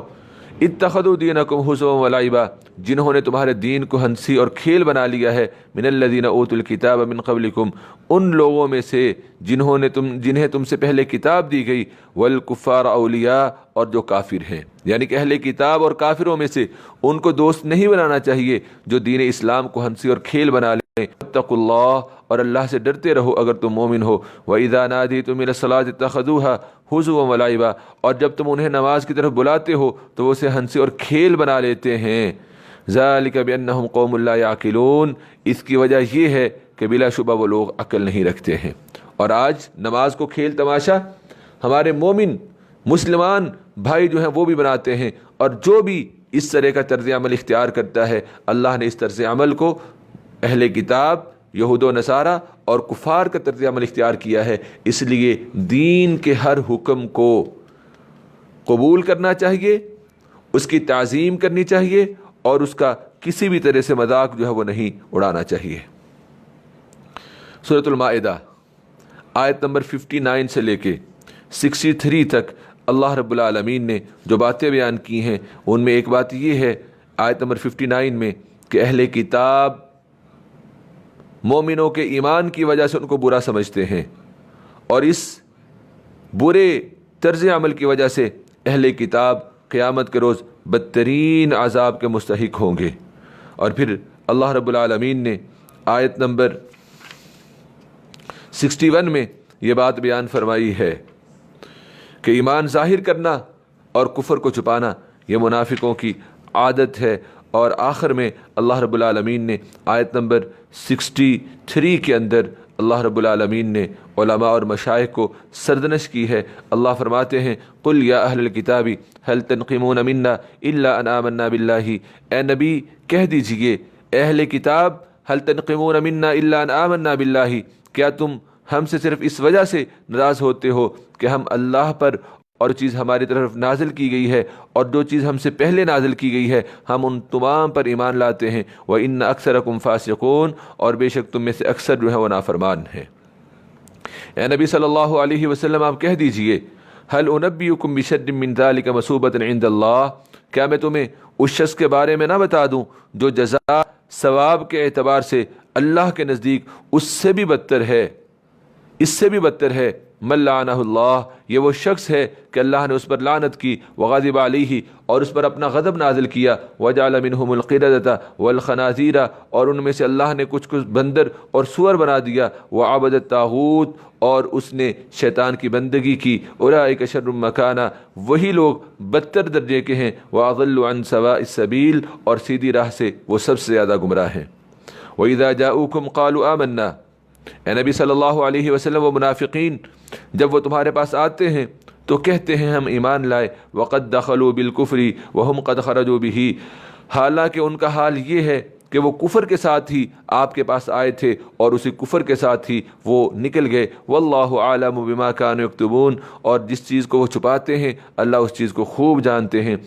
وَتَرَى كَثِيرًا مِّنْهُمْ يُسَارِعُونَ فِي الْإِثْمِ وَالْعُدْوَانِ وَأَكْلِهِمُ السُّحْتَ، آپ ان منافقین اور اہل کتاب میں سے دیکھیں گے کہ ان میں سے کثیر تعداد وہ ہے کہ وہ گناہ، زیادتی اور حرام کھانے میں جلدی یعملون، بہت برا ہے جو کچھ وہ کرتے ہیں۔ لولا ینہاہم الربانیون، اللہ رب العالمین نے علماء اور مشائخ کی سرزنش کی ہے، کس وجہ سے؟ اللہ فرماتے ہیں لولا ینہاہم الربانیون والاحبار عن قولہم الاثم واکلہم السحت لبئس ما کانوا یصنعون، بھلا ان یہود کے مشائخ اور علماء کو کیا ہو گیا کہ انہیں گناہ کی باتوں اور حرام کھانے سے وہ کیوں منع نہیں کرتے ہیں؟ لبئس ما کانوا یصنعون، بلا شبہ وہ بہت برا ہے جو کہ وہ کرتے ہیں۔ اگر علماء اور مشائخ امر بالمعروف نہی عن المنکر سے رک جائیں تو پھر اللہ رب العالمین نے ان کے لیے بڑی سزائیں جو ہیں وہ رکھی ہوئی ہیں، جیسا کہ مسند احمد کے اندر روایت موجود ہے۔ حضرت جریر رضی اللہ تعالیٰ عنہ بیان فرماتے ہیں کہ رسول اللہ صلی اللہ علیہ وسلم نے فرمایا ما من قوم یکون بین اظہرہم من یعمل بالمعاصی ہم اعز منہ وامنع لم یغیروا علیہ الا اصابہم اللہ عز وجل منہ بعقاب، جس قوم میں کوئی ایسا شخص ہو جو گناہوں کا ارتکاب کرتا ہو اور وہ اس سے زیادہ معزز اور زیادہ طاقتور ہونے کے باوجود اسے گناہوں سے منع نہ کریں تو اللہ تعالیٰ ان سب کو اپنے عذاب کی گرفت میں لے لے گا، کہ منع کرنے والے اس گناہگار سے غلبہ میں زیادہ ہیں لیکن اس کے باوجود بھی اس گناہ کرنے والے کو گناہ سے نہیں روکتے ہیں، تو پھر اللہ رب العالمین تمام کو ہی اس عذاب کی لپیٹ کے اندر جو ہے وہ لے لیں گے۔ وقالت الیہود ید اللہ مغلولہ، سورۃ المائدہ آیت نمبر 64 سے لے کے 66 تک اللہ رب العالمین نے یہود کی بد زبانی العیاذ باللہ جو کہ وہ اللہ کے بارے میں کیا کرتے تھے، کہ یہودیوں نے یہ بات کہی کہ اللہ کا ہاتھ بندھا ہوا ہے، اللہ نے ان کے اس مغالطہ اور ان کے عقیدہ بد کی نفی کرتے ہوئے اللہ نے جو ہے وہ اصلاح فرمائی، اور ساتھ ہی اللہ رب العالمین نے لعنت کی ہے ان کے اوپر ان کے اس قول کی وجہ سے، اور اللہ نے بعد میں یہ بات بیان فرمائی ہے کہ قرآن مجید کے نزول سے یہود کی سرکشی اور کفر میں مزید جو ہے وہ اضافہ ہو گیا ہے، اور اہل کتاب اپنی کتاب کے مطابق عمل کر کے دنیا و آخرت کی بھلائی حاصل کر سکتے ہیں۔ یہ مضمون اللہ رب العالمین نے آیت نمبر 66 میں بیان فرمایا۔ آیت نمبر 64 اللہ فرماتے ہیں وقالت الیہود ید اللہ مغلولہ، اور یہودیوں نے کہا اللہ کا ہاتھ بندھا ہوا ہے، غلت ایدیہم، انہی یہودیوں کے ہاتھ بندھ گئے، وَلُعِنُوا بِمَا قَالُوا، اور ان کے اس قول کی وجہ سے، ان کی اس بکواس کی وجہ سے، بد زبانی کی وجہ سے، اللہ کی شان میں توہین آمیز الفاظ کہنے کی وجہ سے وَلُعِنُوا، لعنت پڑی، بل یداہ مبسوطتان، بلکہ اللہ کے دونوں ہاتھ کھلے ہوئے ہیں۔ مسند احمد میں حضرت ابو ہریرہ رضی اللہ تعالیٰ عنہ کی یہ روایت موجود ہے، اور یہ روایت صحیح بخاری اور صحیح مسلم کے اندر بھی موجود ہے۔ صحیح البخاری کے اندر، صحیح مسلم کے اندر یہ حدیث اسی طرح موجود ہے۔ صحیح البخاری کے اندر اس حدیث کا نمبر 4684 ہے، اور صحیح مسلم میں اس حدیث کا نمبر 993 ہے۔ حضرت ابو ہریرہ رضی اللہ تعالیٰ عنہ بیان فرماتے ہیں رسول اللہ صلی اللہ علیہ وسلم نے فرمایا ان یمین اللہ ملأ لا یغیضها نفقۃ، بے شک اللہ کا دایاں ہاتھ بھرا ہوا ہے، اور یہ بات یاد رکھیے اللہ کے دونوں ہاتھ ہی دائیں ہیں، لا یغیضها نفقۃ سحاء اللیل والنہار، رات دن کا خرچ کرنا اسے کم نہیں کر سکتا۔ کیا تم نے دیکھا کہ اس نے جب سے آسمان و زمین کو پیدا فرمایا ہے اس کا خرچ کرنا اسے کم نہیں کر سکا ہے۔ فإنه لم يغض ما في يمينه قال وعرشه على الماء بيده، جو اس کے دائیں ہاتھ میں تھا، اور فرمایا اس وقت اس اللہ کا عرش پانی پر تھا، اور اس کے دوسرے ہاتھ میں قبضہ ہے جس کے ساتھ وہ جسے چاہے بلند کرتا ہے اور جسے چاہے پست کرتا ہے۔ اللہ تعالیٰ فرماتے ہیں یا ابن آدم انفق علیک، تو خرچ کر میں تجھ پر جو ہے وہ خرچ کروں گا۔ بل یداہ مبسوطتان، اللہ کے دونوں ہاتھ کھلے ہوئے ہیں، ينفق کیف یشاء، جیسے چاہے خرچ کرتا ہے۔ وَلَيَزِيدَنَّ كَثِيرًا مِّنْهُمْ مَا أُنزِلَ إِلَيْكَ رَبِّكَ طُغْيَانًا وَكُفْرًا، حقیقت یہ ہے کہ یہ قرآن جو آپ کے رب کی طرف سے آپ پر نازل کیا گیا ہے، ان میں سے اکثر لوگوں کی سرکشی اور کفر میں ضرور اضافے کا جو ہے وہ باعث بنے گا۔ وَأَلْقَيْنَا بَيْنَهُمُ الْعَدَاوَةَ وَالْبَغْضَاءَ إِلَى يَوْمِ الْقِيَامَةِ، اور ہم نے قیامت کے دن تک ڈال دیا ہے کلما اوقدوا نار الحرب، جب کبھی بھی وہ یہود اہل کتاب لڑائی کی آگ بھڑکاتے ہیں تو اللہ اسے بجھا دیتے ہیں۔ وَيَسْعَوْنَ فِي الْأَرْضِ فَسَادًا، اور وہ یہود زمین میں فساد کرنے کو دوڑتے ہیں۔ وَاللَّهُ لَا يُحِبُّ الْمُفْسِدِينَ، اور اللہ فساد کرنے والوں کو پسند نہیں کرتے ہیں۔ وَلَوْ أَنَّ أَهْلَ الْكِتَابِ آمَنُوا وَاتَّقَوْا لَكَفَّرْنَا عَنْهُمْ سَيِّئَاتِهِمْ، اور اگر اہل کتاب ایمان لے آئیں، پرہیزگاری اختیار کر لیں، لَكَفَّرْنَا عَنْهُمْ سَيِّئَاتِهِمْ، تو یقیناً ہم ان سے ان کی برائیاں دور کر دیں گے۔ وَلَدْخَلْنَاهُمْ جَنَّاتِ النَّعِيمِ، اور انہیں نعمتوں والی جنت میں نعمتوں والے باغات میں داخل کریں گے۔ اہل کتاب اگر حقیقی معنوں میں تورات اور انجیل کے اوپر ہی ایمان لے آئیں تو اللہ نے پھر بھی ان کی تعریف کی ہے، اور اللہ نے ان کے لیے انعامات رکھے ہیں جو کہ ہم نے آیت نمبر 65 کے اندر بیان فرمائے۔ پھر اللہ فرماتے ہیں وَلَوْ أَنَّهُمْ أَقَامُوا التَّوْرَاةَ وَالْإِنْجِيلَ وَمَا أُنزِلَ إِلَيْهِمْ مِنْ رَبِّهِمْ، مزید اللہ نے تعریف فرمائی کہ اگر یقیناً وہ تورات اور انجیل اور اپنے رب کی طرف سے نازل کی گئی دوسری کتابوں کے احکام پر ٹھیک عمل کرتے، لَأَكَلُوا مِنْ فَوْقِهِمْ وَمِنْ تَحْتِ أَرْجُلِهِمْ، انہیں اتنی نعمتیں ملتی کہ وہ اپنے اوپر سے اور اپنے پاؤں کے نیچے سے وافر رزق کی شکل میں کھاتے۔ منہم امت مقتصدہ، ان میں سے اہل کتاب یہود و نصارہ میں سے ایک گروہ درمیانی راہ چلنے والا ہے۔ وکثیر منہم ساء ما یعملون، اور ان میں سے زیادہ تر لوگ جو کچھ کر رہے ہیں وہ بہت ہی برا کر رہے ہیں۔ آیت نمبر 67، تبلیغ کا حکم کہ اے نبی صلی اللہ علیہ وسلم جو بات آپ تک پہنچی ہے وہ آپ نے آگے پہنچا دینی ہے، اگر وہ نہیں آپ پہنچائیں گے تو پھر آپ نے رسالت کا حق ادا نہیں کیا، گویا کہ آپ نے اللہ کی نافرمانی کی۔ یا ایھا الرسول بلغ ما انزل الیک من ربک وان لم تفعل فما بلغت رسالہ، آیت نمبر 67، اے رسول صلی اللہ علیہ وسلم آپ کے رب کی طرف سے آپ پر جو نازل کیا گیا ہے وہ لوگوں تک پہنچا دیجئے، اور اگر آپ نے ایسا نہ کیا، کوئی بھی بات آپ نے چھپا لی، اپنے پاس رکھ لی، فما بلغت رسالتہ، تو گویا کہ آپ نے اس اللہ کی پیغمبری کا حق جو ہے وہ ادا نہیں کیا ہے۔ صحیح البخاری میں اور صحیح المسلم میں، جامع ترمذی اور سنن نسائی میں یہ روایت موجود ہے جس کی راویہ سیدہ عائشہ صدیقہ رضی اللہ تعالی عنہا ہے۔ صحیح البخاری کی حدیث نمبر 4612 ہے، اور صحیح مسلم کی حدیث نمبر 177 ہے، جامع ترمذی کی حدیث نمبر 3068 ہے، اور نسائی کی حدیث نمبر 335 ہے اور 336 ہے۔ حضرت عائشہ رضی اللہ تعالی عنہ بیان فرماتی ہیں کہ اگر کوئی شخص یہ کہے کہ حضرت محمد صلی اللہ علیہ وآلہ وسلم نے وحی الہی میں سے کچھ چھپایا ہے تو وہ جھوٹ بولتا ہے، کیونکہ اللہ تعالی نے فرمایا یا ایھا الرسول بلغ ما انزل الیک من ربک۔ اور اسی طرح اللہ کے نبی صلی اللہ علیہ وسلم نے اس معاملہ پر صحابہ کرام رضوان اللہ علیہم اجمعین سے گواہی بھی لی، جو کہ حجۃ الوداع کے موقع پہ لی گئی، اور یہ حدیث تفصیلی طور پہ صحیح مسلم کے اندر حدیث نمبر 1218 اور صحیح البخاری کے اندر 1739 میں موجود ہے۔ اس حدیث کے راوی جناب جابر بن عبداللہ رضی اللہ تعالیٰ عنہ ہیں کہ رسول اللہ صلی اللہ علیہ وآلہ وسلم نے اس دن اپنے خطبے میں جو کہ حجۃ الوداع کے موقع پہ آپ نے ارشاد فرمایا تھا، آپ نے فرمایا انتم تسألون عنی فما انتم قائلون، تم سے میرے بارے میں پوچھا جائے گا تو تم قیامت کے دن کیا جواب دو گے؟ تو انہوں نے جواب دیا، صحابہ نے جواب دیا، نشہد انک قد بلغت وادیت ونصحت، کہ ہم سب یہ گواہی دیتے ہیں کہ بے شک آپ نے پیغام رسالت پہنچا دیا، آپ نے اس کا حق ادا فرما دیا اور امت کی ہمدردی اور خیر خواہی پوری طریقے سے کر دی۔ فقال بإصبعه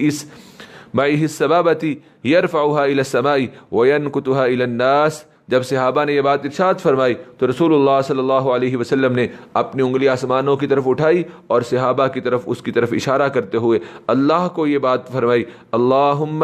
حل بلغت، اللہم حل بلغت، اے اللہ کیا میں نے تیرے پیغام پہنچا دیا ہے، اے اللہ کیا میں نے تیرے پیغام کو پہنچا دیا ہے۔ اور دوسری روایت میں ہے کہ اللہ کے نبی صلی اللہ علیہ وسلم نے انگلی اٹھاتے ہوئے نیچے صحابہ کی طرف لائے اور فرمایا اللہم اشہد، کہ اللہ اس بات کے اوپر گواہ ہو جا۔ رسول اللہ صلی اللہ علیہ وسلم نے حق رسالت جو ہے وہ ادا کر دیا۔ اور دوسرا حکم یہاں پہ جو دیا گیا، دوسری بات جو یہاں پہ بیان کی گئی وہ یہ ہے کہ واللہ یعصمک من الناس، اے نبی صلی اللہ علیہ وسلم آپ نے انسانوں کی مخالفت اور دشمنی سے نہیں ڈرنا، یہ کسی بھی طرح آپ کو کوئی بھی ضرر، کوئی بھی تکلیف، کوئی بھی نقصان جو ہے وہ نہیں پہنچا سکتے ہیں۔ واللہ یعصمک من الناس، اور اللہ آپ کو لوگوں کے شر سے بچائے گا، یعنی کہ آپ میرے پیغام کو پہنچا دیں، میں آپ کا محافظ ہوں، مددگار ہوں، دشمنوں کے مقابلے میں آپ کو فتح و نصرت سے سرفراز کروں گا، اور آپ اپنے دل میں کسی بھی طرح کا کوئی ڈر اور غم جو ہے وہ نہ لائیں، آپ کا دشمن آپ کا بال بھی جو ہے وہ بانکا نہیں کر سکتے ہیں۔ جبکہ اس آیہ مبارکہ کے نزول سے قبل رسول اللہ صلی اللہ علیہ وآلہ وسلم اپنے ساتھ محافظ رکھا کرتے تھے، جیسا کہ صحیح بخاری کے اندر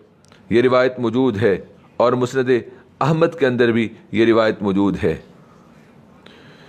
صحیح البخاری کی حدیث نمبر 2885 ہے اور صحیح مسلم کی حدیث نمبر 2410 ہے۔ حضرت عائشہ رضی اللہ تعالیٰ عنہ بیان فرماتی ہیں کہ ایک رات رسول اللہ صلی اللہ علیہ وسلم بیدار رہے اور میں بھی آپ کے پاس ہی لیٹی ہوئی تھی۔ میں نے عرض کیا اللہ کے رسول کیا بات ہے؟ آپ نے فرمایا لیت رجلا صالحا من اصحابی یحرسنی اللیلہ، اے کاش کوئی نیک صحابی آج رات میری حفاظت کرے۔ ابھی تھوڑی دیر ہی گزری تھی کہ میں نے ہتھیار کی آواز سنی تو آپ نے فرمایا من ھذا، کون ہے؟ آنے والے نے عرض کی میں سعد بن مالک ہوں۔ فرمایا رسول اللہ صلی اللہ علیہ وسلم نے پوچھا ما جاء بک، کیسے آنا ہوا؟ تو اس نے جواب دیا اللہ کے رسول صلی اللہ علیہ وسلم میں آیا ہوں کہ آج رات آپ کا پہرا دوں۔ حضرت عائشہ رضی اللہ تعالیٰ عنہ بیان فرماتی ہیں کہ اس کے بعد رسول اللہ صلی اللہ علیہ وسلم آرام سے سو گئے یہاں تک کہ میں نے آپ کے خراٹوں کی آواز سنی۔ تو اس آیت کے نزول سے پہلے رسول اللہ صلی اللہ علیہ وسلم محافظ کو ساتھ رکھا کرتے تھے، لیکن جب اللہ نے یہ آیت نازل کر دی واللہ یعصمک من الناس، پھر اس کے بعد رسول اللہ صلی اللہ علیہ وسلم نے ہر طرح کے محافظ جو ہے وہ ختم کر دیے۔ ان اللہ لا یہدی القوم الظالمین، اور بلا شبہ اللہ کافروں کی قوم کو ہدایت نہیں دیتے ہیں۔ آیت نمبر 68 اور 69 اللہ نے بیان فرمایا کہ یہ اہل کتاب تورات اور انجیل کی باتوں کے اوپر منع عمل کرتے رہیں، بغیر تحریف اور تبدیلی کے عمل کرتے رہیں، لیکن انہیں نجات اس وقت تک ملنے والی نہیں ہے جب تک یہ قرآن کے ساتھ ایمان نہیں لے آتے ہیں۔ اللہ فرماتے ہیں اے نبی کہہ دیجئے قل یا اہل الکتاب لستم علی شیء حتی تقیموا التوراۃ والانجیل، اے نبی کہہ دیجئے اہل کتاب تم ہرگز اصل دین پر کاربند نہیں ہو سکتے یہاں تک کہ تم تورات اور انجیل اور اپنے رب کی طرف سے نازل کی گئی دوسری کتابوں کے احکام پر ٹھیک ٹھیک عمل کرنے لگ جاؤ۔ وَلَا يَزِيدَنَّ كَثِيرًا مِّنْهُمْ مَا أُنزِلَ إِلَيْكَ مِن رَّبِّكَ طُغْيَانًا وَكُفْرًا، حقیقت یہ ہے کہ یہ قرآن جو آپ کے رب کی طرف سے نازل ہوا ہے ان میں سے اہل کتاب میں سے اکثر لوگوں کی سرکشی اور کفر میں اضافے کا باعث بنے گا۔ ان الذین آمنوا والذین فلا تأس علی القوم الکافرین، اس لیے اے نبی صلی اللہ علیہ وسلم آپ کافروں کی قوم کے اوپر کسی بھی طرح غم زدہ نہ ہو۔ ان الذین آمنوا والذین ہادوا، آیت نمبر 69، بے شک جو لوگ ایمان لائے اور جو لوگ یہودی ہوئے، والصابئون صابی بے دین ہوئے، والنصارى اور نصرانی ہوئے، من آمن باللہ والیوم الآخری ان میں سے جو بھی اللہ اور آخرت پر ایمان لے آئے، وعمل صالحا اور نیک عمل کرے، فلا خوف علیہم ولا هم یحزنون تو ان پر کوئی خوف نہیں ہوگا اور نہ ہی وہ غم زدہ ہوں گے۔ آیت نمبر 70 اور 71 اللہ فرماتے ہیں کہ اللہ تعالیٰ نے ان سے بنی اسرائیل سے یہ عہد و پیمان لیا تھا کہ وہ اللہ اور اس کے رسول کی بات سنیں گے اور اس کی اطاعت بجا لائیں گے، مگر انہوں نے اہل کتاب بنی اسرائیل نے اس عہد و پیمان کو توڑ کر اپنی آراء اور خواہشات کی پیروی کی اور انہیں اللہ کی شریعتوں سے مقدم قرار دیا، تو اللہ رب العالمین نے ان کی پھر اس بدعقیدگی کو یہاں پہ بیان فرمایا ہے کہ لقد اخذنا میثاق بنی اسرائیل، یقیناً ہم نے بنی اسرائیل سے پختہ عہد لیا تھا، وارسلنا الیہم رسلا اور ہم نے ان کی طرف کئی رسول بھیجے، کلما جاءہم رسول بما لا تہوی انفسہم جب بھی ان کے پاس کوئی رسول ایسی چیز لے کر آیا جسے ان کے دل پسند نہیں کرتے تھے، فریقا کذبوا تو ان بنی اسرائیل نے کچھ انبیاء کو جھٹلا دیا، وفریقا یقتلون اور کچھ کو تو وہ قتل ہی کر دیتے تھے، وحسبوا الا تکون فتنۃ اور ان لوگوں کا خیال تھا کہ ان بنی اسرائیل کی کوئی آزمائش نہ ہوگی، فعموا وصموا چنانچہ وہ اندھے اور بہرے ہو گئے، ثم تاب اللہ علیہم پھر اللہ ان پر مہربان ہوا اور اللہ نے ان کی توبہ قبول کی، لیکن اس کے بعد پھر وہ سرکشی میں مبتلا ہو گئے، ثم عموا وصموا کثیر منہم مگر ان میں سے زیادہ تر لوگ پھر اندھے اور بہرے ہو گئے، واللہ بصیر بما یعملون اور اللہ خوب دیکھنے والا ہے جو کچھ وہ کرتے ہیں۔ لقد کفر الذین قالوا اب یہاں پہ اللہ رب العالمین نصرانیوں عیسائیوں کا کفر اور سیدنا عیسیٰ علیہ السلام کی دعوت توحید ان کو بیان فرما رہے ہیں، اور حضرت عیسیٰ علیہ السلام کے بارے میں جو عیسائیوں کا عقیدہ بد تھا کہ وہ اللہ کے بیٹے ہیں یا خود الہ ہیں، ہمارے معبود ہیں، تو اللہ نے حضرت عیسیٰ علیہ السلام کی بشری حقائق کو یہاں پہ بیان فرمایا، جو کہ ہم سورۃ النساء کے اندر پہلے پڑھ بھی آئے ہیں، لیکن یہاں اللہ نے ایک مختلف پیرائے میں ان باتوں کو بیان فرمایا ہے۔ سورۃ المائدہ آیت نمبر 72 لقد کفر الذین قالوا ان اللہ هو المسیح ابن مریم یقیناً ان لوگوں نے کفر کیا جنہوں نے یہ بات کہی کہ بے شک اللہ تو وہی مسیح ابن مریم ہے، وقال المسیح حالانکہ مسیح نے کہا یا بنی اسرائیل اے بنی اسرائیل تم اللہ کی عبادت کرو، ربی و ربکم جو میرا اور تمہارا رب ہے، انہ من یشرک باللہ بے شک جو اللہ کے ساتھ شرک کرتا ہے، فقد حرم اللہ علیہ الجنہ تو یقیناً اللہ نے اس پر جنت کو حرام کر دیا ہے اور یقیناً اس کا ٹھکانہ جہنم ہے، وما للظالمین من انصار اور ایسے مشرک ظالموں کا کوئی بھی جو ہے وہ مددگار نہیں ہے۔ لقد کفر الذین قالوا ان اللہ ثالث ثلاثہ وما من الہ الا الہ واحد اور یقیناً ان لوگوں نے کفر کیا جن لوگوں نے یہ بات کہی کہ بے شک اللہ تین میں سے تیسرا ہے، وما من الہ الا الہ واحد اور کوئی معبود نہیں ہے سوائے ایک معبود کے اور وہ کون ہے؟ اللہ ہیں۔ وَإِن لَّمْ يَنْتَهُوا عَمَّا يَقُولُونَ اور جو یہ عیسائی عقیدہ تثلیث رکھتے ہیں یا مسیح ابن مریم کو اللہ قرار دیتے ہیں، جو کچھ یہ کہتے ہیں اگر یہ کہنے سے باز نہ آئے لَيَمَسَّنَّ الَّذِينَ كَفَرُوا مِنْهُمْ عَذَابٌ أَلِيمٌ تو ان بنی اسرائیل میں سے عیسائیوں میں سے جن لوگوں نے کفر کیا انہیں ضرور دردناک عذاب ملے گا۔ افلا یتوبون الی اللہ ویستغفرون پھر کیا وہ اللہ کے سامنے توبہ نہیں کرتے اور اس سے بخشش نہیں مانگتے ہیں؟ واللہ غفور رحیم اور اللہ بخشنے والے اور مہربان ہیں۔ حضرت عیسیٰ علیہ السلام کی بشری حقیقت کیا ہے؟ مل المسیح ابن مریم الا رسول مسیح ابن مریم مگر ایک رسول ہی ہیں، قد خلت من قبلہ الرسل بلا شبہ مسیح ابن مریم سے پہلے بہت سے رسول گزر چکے ہیں، وامہ صدیقہ اور ان کی ماں سیدہ مریم صدیقہ نہایت پاک دامن راست باز اور سچ گو تھیں، کانا یاکلان الطعام وہ دونوں ماں بیٹا کھانا کھاتے تھے، انظر کیف نبین لہم الآیات ہم ان کے لیے کیسی کیسی نشانیاں بیان کرتے ہیں، ثم انظر انا یؤفکون پھر آپ دیکھیں کہ وہ کدھر الٹے پھرے جاتے ہیں، کدھر جو ہے وہ بہکے ہوئے جا رہے ہیں۔ تو اللہ کو تو کھانے کی حاجت ہی نہیں ہے، اللہ رب العالمین نہ کھاتے ہیں نہ پیتے ہیں نہ سوتے ہیں،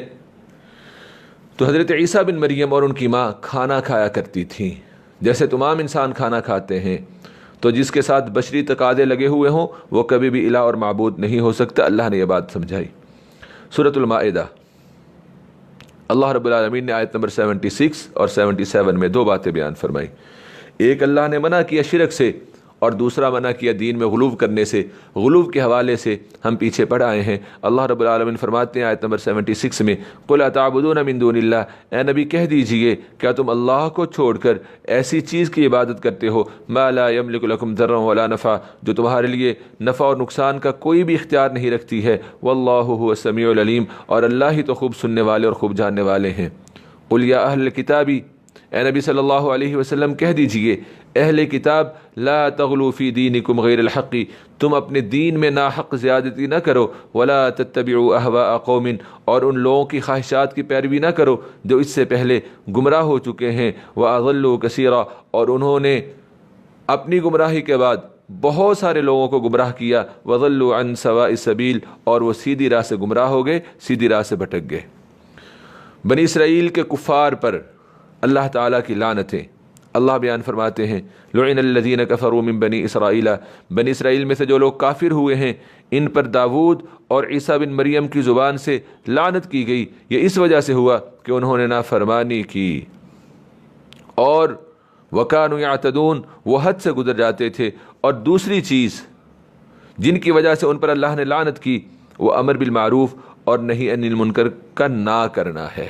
جس کے حوالے سے ہم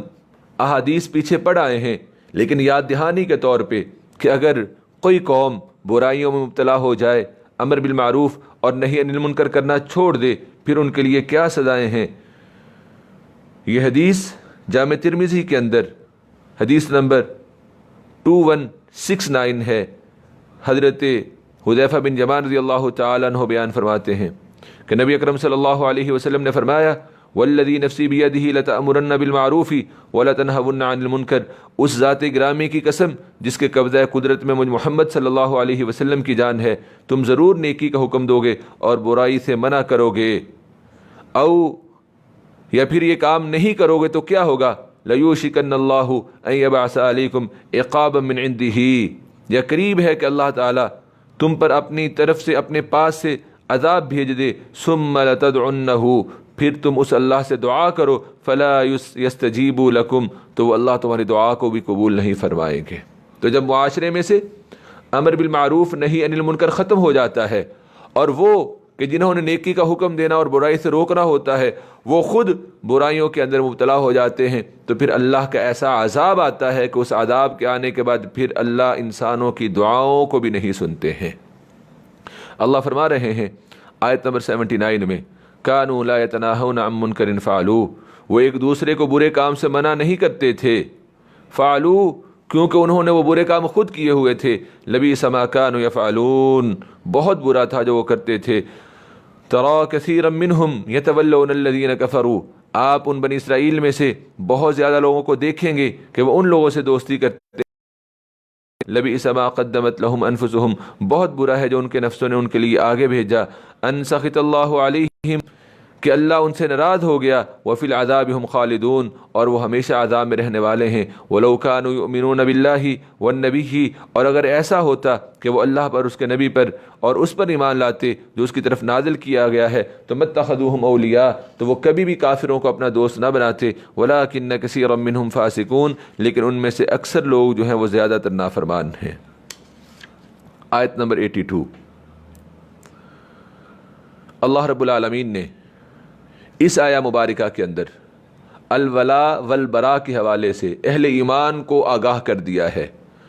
کہ اس وقت موجودہ فرق میں جو موجودہ ادیان اور مذاہب موجود ہیں، ان میں سے اہل ایمان کے کون زیادہ قریب ہو سکتا ہے، اہل ایمان کا ہمدرد کون ہو سکتا ہے، اور کون ہے جو سب سے زیادہ اہل ایمان کے جو ہے وہ دشمن ہو سکتے ہیں. اللہ فرماتے ہیں لَتَجِدَنَّ أَشَدَّ النَّاسِ عَدَاوَةً لِلَّذِينَ آمنوا اليہود والذین اشرکوا، اے نبی یقیناً آپ لوگوں میں سے اہل ایمان سے دشمنی رکھنے میں سخت ترین یہودیوں اور مشرکوں کو پائیں گے. اہل ایمان سے سب سے زیادہ سخت دشمنی یہودیوں اور مشرکوں کی ہوگی. وَلَا تَجِدَنَّ أَقْرَبَهُمْ مَوَدَّةً لِلَّذِينَ آمَنُوا الَّذِينَ قَالُوا إِنَّا نَصَارَىٰ، اور اہل ایمان سے دوستی رکھنے میں ضرور قریب ترین ان لوگوں کو پائیں گے جنہوں نے کہا اِنَّا نَصَارَىٰ، بے شک ہم نصارہ ہیں. ذالک بأن منہم قسیسین، وہ نصارہ اہل ایمان کے قریب تر اس وجہ سے ہیں کہ ان میں سے کچھ عالم ہیں، قسیسین عالم کو کہا جاتا ہے، ورہبانا، اور ان میں سے کچھ راہب الگ تھلگ ہیں، وانہم لا یستکبرون، اور اس لیے کہ ان کے اندر کسی بھی طرح کا تکبر اور غرور نہیں ہے۔ وَإِذَا سَمِعُوا مَا أُنزِلَ إِلَى الرَّسُولِ، الحمدللہ پارہ نمبر 6 مکمل ہوا، اور اس کے بعد ہم پارہ نمبر 7 اس کا آغاز کر رہے ہیں، اور پارہ نمبر 7 کے اندر سورۃ المائدہ کی آیت نمبر 83 ہے۔ آیت نمبر 83 سے لے کے 86 تک اللہ رب العالمین نے ان کی تعریف توصیف فرمائی ہے جو کہ نصارہ میں سے قرآن کو سنتے ہیں تو ان کی آنکھوں سے بے ساختہ آنسو بہہ پڑتے ہیں، اور یہ واقعہ نجاشی کے حوالے سے ہے، جیسا کہ کتب سیر میں اور صحیح البخاری اور صحیح مسلم کے اندر بھی جو ہے وہ موجود ہے کہ جب نجاشی کے سامنے مشرکین مکہ سے ہجرت کرنے والے صحابہ کو واپس لے جانے کے لیے لانے کے لیے گئے تو حضرت جعفر رضی اللہ تعالیٰ عنہ نے ان کے سامنے سورہ مریم کی تلاوت کی تو ان کی آنکھوں سے آنسو بہہ پڑے، اور نجاشی کہنے لگے اپنے دربار کے پاس سے پڑا ہوا تنکا اٹھا کے کہ جو انہوں نے بیان کیا اور جو حضرت عیسیٰ علیہ السلام کی حقیقت ہے، اس میں اس تنکے کے برابر بھی فرق نہیں ہے۔ حضرت جعفر رضی اللہ تعالیٰ عنہ جو کہ حضرت علی کے بڑے بھائی ہیں، وہ قرآن پڑھتے جا رہے تھے اور نجاشی کی آنکھوں سے آنسو بہہ رہے تھے۔ اس سارے منظر کو اللہ رب العالمین نے یہاں پہ بیان فرمایا ہے، اور ایسے نصارہ کے لیے جو اس کیفیت میں ہوتے ہیں اللہ نے ان کے لیے کیا اجر و ثواب رکھا ہے اس کو اللہ نے بیان فرمایا۔ اللہ فرما رہے ہیں وَإِذَا سَمِعُوا مَا أُنزِلَ إِلَى الرَّسُولِ، اور جب وہ رسول پر نازل کیا گیا، یعنی کہ نصارہ میں سے جو راہب اور عالم ہیں اور نصارہ جب وہ رسول پر نازل کیا گیا کلام سنتے ہیں، تَرَىٰ أَعْيُنَهُمْ، تو آپ دیکھتے ہیں کہ ان کی آنکھیں آنسوؤں سے بہہ رہی ہوتی ہیں، مِمَّا عَرَفُوا مِنَ الْحَقِّ، اس کی وجہ یہ ہے کہ انہوں نے حق کو پہچان لیا ہے، اور وہ یہ بات کہتے ہیں رَبَّنَا آمَنَّا، اے ہمارے رب ہم ایمان لے آئے، فَاكْتُبْنَا مَعَ الشَّاهِدِينَ، لہذا آپ ہمارا نام حق کی گواہی دینے والوں کے ساتھ لکھ لیں۔ وَمَا لَنَا لَا نُؤْمِنُ بِاللَّهِ، اور ہمارے پاس کیا عذر ہے کہ ہم اللہ پر اور جو حق ہم تک پہنچا ہے اس پر ایمان نہ لائے، وَنَطْمَعُ أَن يُدْخِلَنَا، اور جب کہ ہم امید رکھتے ہیں کہ ہمارا رب ہمیں نیک لوگوں کے گروہ میں داخل کرے۔ فَأَثَابَهُمُ اللَّهُ بِمَا قَالُوا جَنَّاتٍ تَجْرِي مِن تَحْتِهَا الْأَنْهَارُ، چنانچہ انہوں نے جو کہا اس کے ثواب میں، اس کے بدلے میں اللہ انہیں ایسے باغات دیں گے جن کے نیچے نہریں بہتی ہیں، خالدین فیہا، وہ اس میں ہمیشہ رہیں گے، وَذَلِكَ جَزَاءُ الْمُحْسِنِينَ، اور یہ نیکی کرنے والوں کی جزا ہے۔ اس کے بدلے میں، اس کے مقابلے میں والذین کفروا، جن لوگوں نے کفر کیا اور ہماری آیتوں کو جھٹلایا، اولئک اصحاب الجحیم، یہی لوگ جو ہیں وہ جہنمی ہیں۔ یا ایھا الذین آمنوا لا تحرموا طیبات ما احل اللہ لکم، اب نصارہ کی تعریف سے کہیں یہ نہ سمجھ لیں کہ ان کے اندر جو رہبانیت موجود ہے وہ جائز اور درست ہوگی، نہیں، انہوں نے رہبانیت خود سے اختیار کی، اللہ نے ان کے اوپر لازم نہیں کی، واجب نہیں کی۔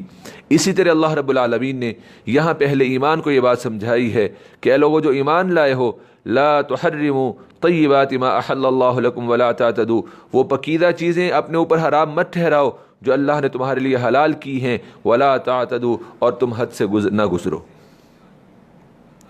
جیسا کہ حضرت ابن عباس رضی اللہ تعالیٰ عنہ سے روایت ہے، وہ بیان کرتے ہیں کہ یہ آیت کریمہ ان صحابہ کے بارے میں نازل ہوئی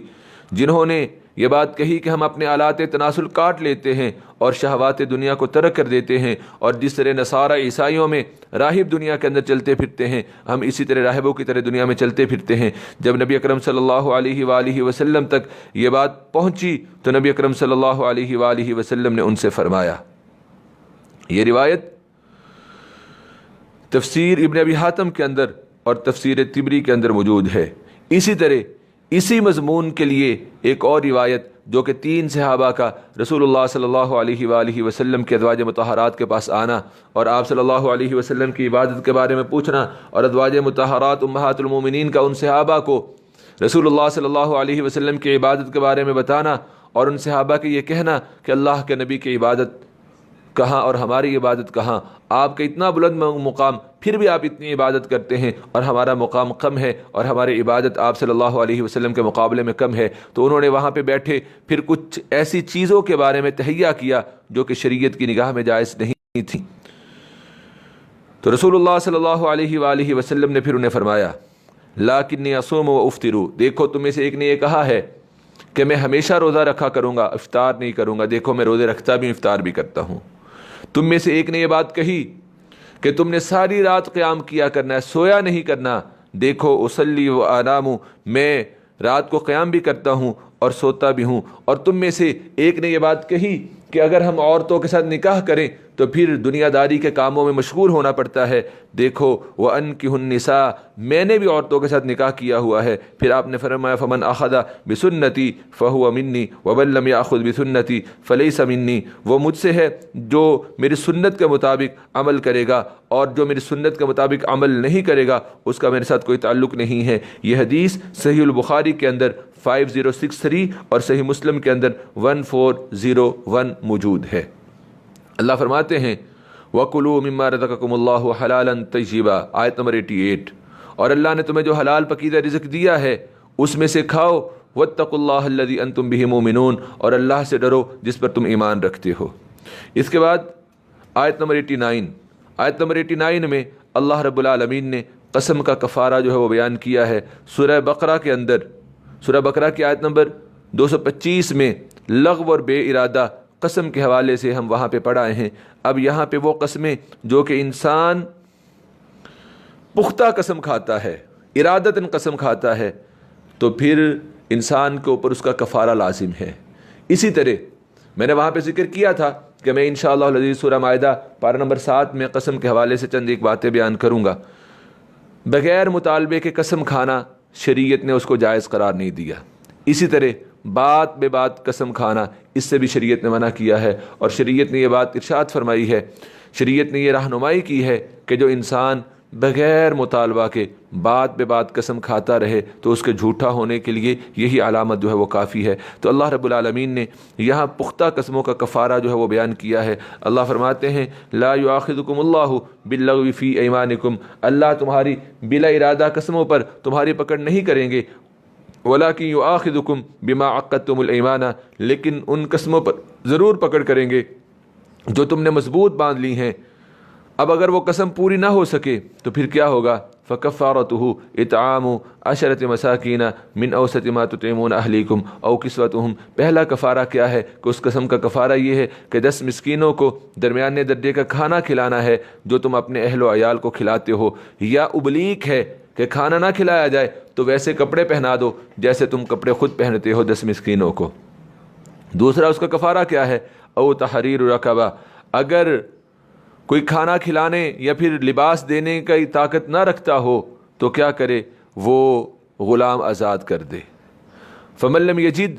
جس کے پاس ان دونوں کی طاقت نہ ہو، فصیام 3 ایام، تو اسے چاہیے کہ وہ 3 دن کے مسلسل روزے رکھے۔ ذالک کفارۃ ایمانکم، یہ تمہاری قسموں کا کفارہ ہے۔ اذا حلفتم، جب تم قسم کھاؤ اور پھر قسم کھا کر اس کو توڑ بیٹھو، واحفظوا ایمانکم، اور تم اپنی قسموں کی حفاظت کرو۔ کذالک یبین اللہ لکم آیاتہ، اور اللہ اسی طرح تمہارے لیے اپنی آیتیں بیان کرتے ہیں تاکہ تم شکر کرو۔ اور قسم صرف اللہ کی کھائی جا سکتی ہے، اللہ کے علاوہ کسی اور مخلوق کی قسم نہیں کھائی جا سکتی۔ رسول اللہ صلی اللہ علیہ وآلہ وسلم نے فرمایا من کان حالفا فلیحلف باللہ او لیصمت، تم میں سے جو کوئی قسم اٹھانے والا ہو وہ اللہ کی قسم اٹھائے یا پھر وہ کیا کرے؟ خاموش رہے۔ سورۃ المائدہ آیت نمبر 90 اور 91، ان 2 آیات میں اللہ رب العالمین نے شراب اور جوئے کی قطعی حرمت جو ہے وہ بیان کر دی۔ قطعی حرمت پہلے ہم نے سورہ بقرہ کے اندر پڑھا، وہ تھا یسألونک عن الخمر والمیسر قل فیہما اسم کبیر ومنافع للناس واسمہما اکبر من نفعہما، سورۃ البقرہ کی آیت نمبر 219۔ پھر ہم نے سورۃ النساء کی آیت نمبر 43 میں پڑھا یا ایھا الذین آمنوا لا تقربوا الصلاۃ وانتم سکارى حتی تعلموا ما تقولون، کہ ایمان والو تم نماز کے قریب نہ جاؤ جب تم نشے کی حالت میں ہو، یہاں تک کہ تمہارا نشہ اتر جائے اور تمہیں پتہ چل جائے کہ تم کیا کہہ رہے ہو۔ یہ 2 باتیں ہم نے شراب کے حوالے سے پڑھی۔ اب اللہ رب العالمین نے شراب کی قطعی حرمت جو ہے وہ بیان کر دی۔ اللہ فرماتے ہیں یا ایھا الذین آمنوا انما الخمر والمیسر، اے لوگو جو ایمان لائے ہو، بے شک شراب اور جوا، والانصاب والازلام، انصاب اور ازلام کا کیا مطلب ہے؟ انصاب سے مراد وہ پتھر، وہ بت ہیں جن کے پاس وہ اپنی قربانیوں کو ذبح کرتے تھے۔ جہاں وہ اپنی قربانیوں کو لے جا کے بتوں کے سامنے ذبح کیا کرتے تھے۔ اور انصاب ہر اس جگہ کو کہا جاتا ہے جو بیت اللہ سے ہٹ کے ہو اور لوگ وہاں پہ چڑھاوے چڑھاتے ہوں، چاہے وہ قبر ہو، کوئی مقام ہو، کوئی بھی ایسی جگہ جو بیت اللہ کے علاوہ ہٹ کے ہو کہ جہاں صرف قربانی کو لے جانا جائز ہے، جہاں چڑھاوے چڑھانا جائز ہے، اس کے علاوہ اور کسی جگہ پہ چڑھاوے چڑھائے جائیں تو اس سے مراد انصاب ہے۔ اور ازلام قسمت جاننے کے تیروں کو کہا جاتا ہے، جس کے بارے میں تفصیل ہم نے کل پڑھ لی تھی۔ اے لوگوں جو ایمان لائے ہو، بے شک شراب اور جوا اور آستانے جن کے اوپر تم جانوروں کو ذبح کرتے ہو، والازلام اور فال نکالنے کے تیر، رجسن سب کے سب ناپاک اور گندے ہیں، من عمل شیطان اور شیطان کے عمل سے ہیں، فجتنبوہ حکم آ گیا کہ تم ان سے بچو، ان کو چھوڑ دو، لعلکم تفلحون تاکہ تم فلاح پا جاؤ۔ انما الشیطان بے شک شیطان چاہتا ہے ان یوقع بینکم العداوۃ والبغضاء کہ تمہارے درمیان شراب اور جوئے کے ذریعے سے دشمنی اور بغض ڈال دے، ویصدکم عن ذکر اللہ اور تمہیں اللہ کے ذکر اور نماز سے روکے، فہل انتم منتہون تو پھر کیوں تم ان شیطانی کاموں سے باز نہیں آتے ہو کہ جن کی وجہ سے تمہاری آپس میں دشمنی اور عداوت پیدا ہوتی ہے اور جن کی وجہ سے تم نماز اور اللہ کے ذکر سے رک جاتے ہو۔ آیت نمبر 92، اللہ اور اس کے رسول کی اطاعت اور مخالفت سے بچنے کا حکم، احتیاط کرنے کا حکم۔ وَأَطِیعُوا اللَّهَ وَأَطِیعُوا الرَّسُولَ اور تم اللہ کی اطاعت کرو اور رسول کی اطاعت کرو، وَاحْذَرُوا اور احتیاط کرو، اللہ اور اس کے رسول کی مخالفت نہ کرو، فَإِن تَوَلَّيْتُمْ فَاعْلَمُوا پس اگر تم حق سے پھر جاؤ گے تو جان لو انما علی رسولنا البلاغ المبین ہمارے رسول پر تو صرف کھول کر واضح کر کے پہنچا دینا لازم ہے۔ لیس علی الذین آمنوا وعملوا الصالحات جناح فیما طعموا جو لوگ ایمان لائے اور نیک عمل کرنے لگے انہوں نے جو کچھ پہلے کھایا اس پر انہیں کوئی گناہ نہیں ہے۔ اذا متقوا وآمنوا وعملوا الصالحات جب وہ آئندہ پرہیزگاری اختیار کریں گے، ایمان پر قائم رہیں گے اور نیک عمل کریں گے، ثم اتقوا وآمنوا پھر وہ پرہیزگار ہی رہیں اور ایمان پر جمے رہیں، واحسنوا اور نیکی کریں، واللہ یحب المحسنین اور اللہ نیکی کرنے والوں کو پسند کرتے ہیں۔ آیت نمبر 94، اللہ کے نبی صلی اللہ علیہ وآلہ وسلم نے شراب کے حوالے سے جب اس کی حرمت آ گئی جو کہ ہم نے آیت نمبر 90 اور 91 میں پڑھا ہے تو رسول اللہ صلی اللہ علیہ وآلہ وسلم نے پھر شراب کے حوالے سے اس کا گناہ بیان کیا جو کہ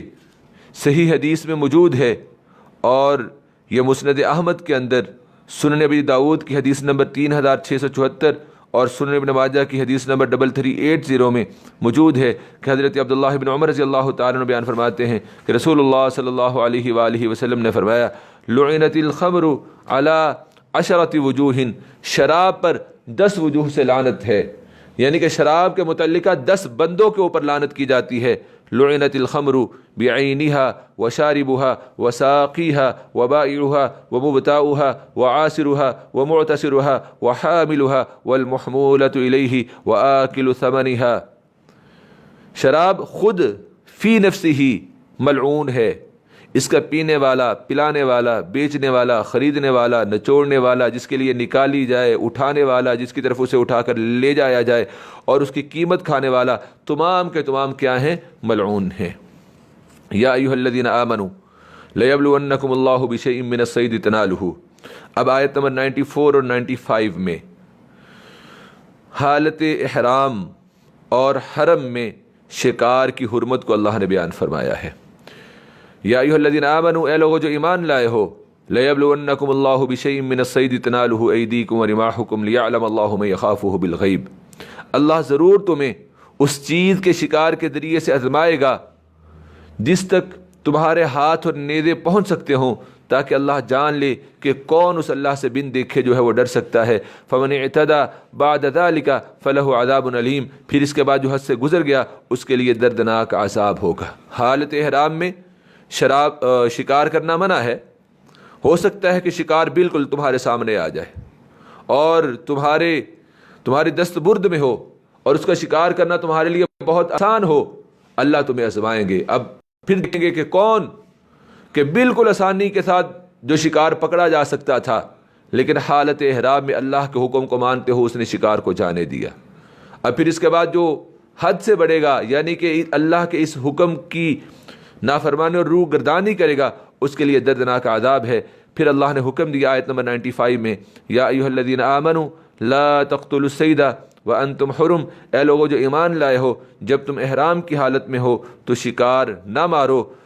ومن قتلہ منکم متعمدا، اور تم میں سے جو کوئی جان بوجھ کر اس حالت میں شکار مارے، فجزاء مثل ما قتل من النعم، تو جو جانور اس نے مارا ہوا ہے اس کے برابر ایک جانور مویشیوں میں سے اسے فدیہ دینا ہوگا۔ بالغ الکعبہ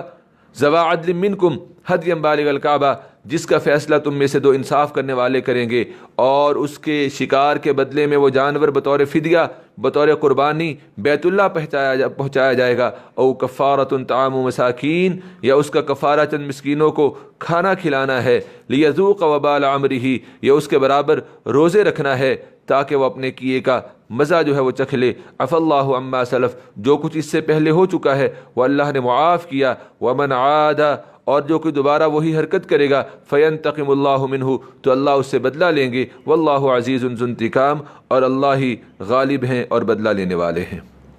اب حالت احرام میں اور حرم میں ہر طرح کے شکار کی جو ہے وہ ممانعت کی گئی ہے، لیکن کچھ جانور ایسے ہیں جن کا مارنا شریعت کے اندر جو ہے وہ جائز ہے۔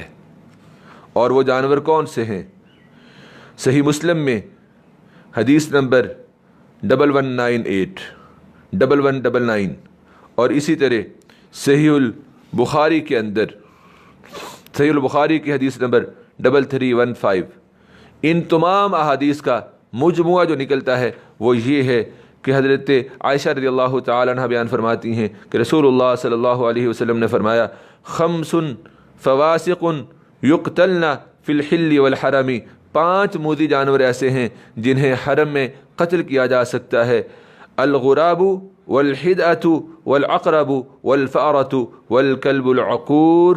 کوا، چیل، بچھو، چوہیا اور باولا کتا۔ اسی طرح ایک اور روایت کے اندر کوا جو ہے وہ بھی آتا ہے، اسی طرح ایک اور روایت کے اندر سانپ جو ہے وہ بھی آتا ہے، اور چیر پھاڑنے والا درندہ جو ہے وہ بھی آتا ہے۔ تو یہ تمام روایات کا مجموعہ جو ہے وہ میں نے آپ کے سامنے رکھ دیا۔ حالت احرام میں محرم جو ہے وہ دریا کا شکار کر سکتا ہے، زمینی شکار ممنوع، دریا کا شکار جو ہے اس کے لیے جائز ہے۔ اس بات کو اللہ رب العالمین نے سورۃ المائدہ کی آیت نمبر 96 میں بیان فرمایا، احل لکم صید البحر وطعامہ متاعا لکم وللسیارہ، تمہارے لیے سمندر کا شکار اور اس کا کھانا حلال کیا گیا ہے،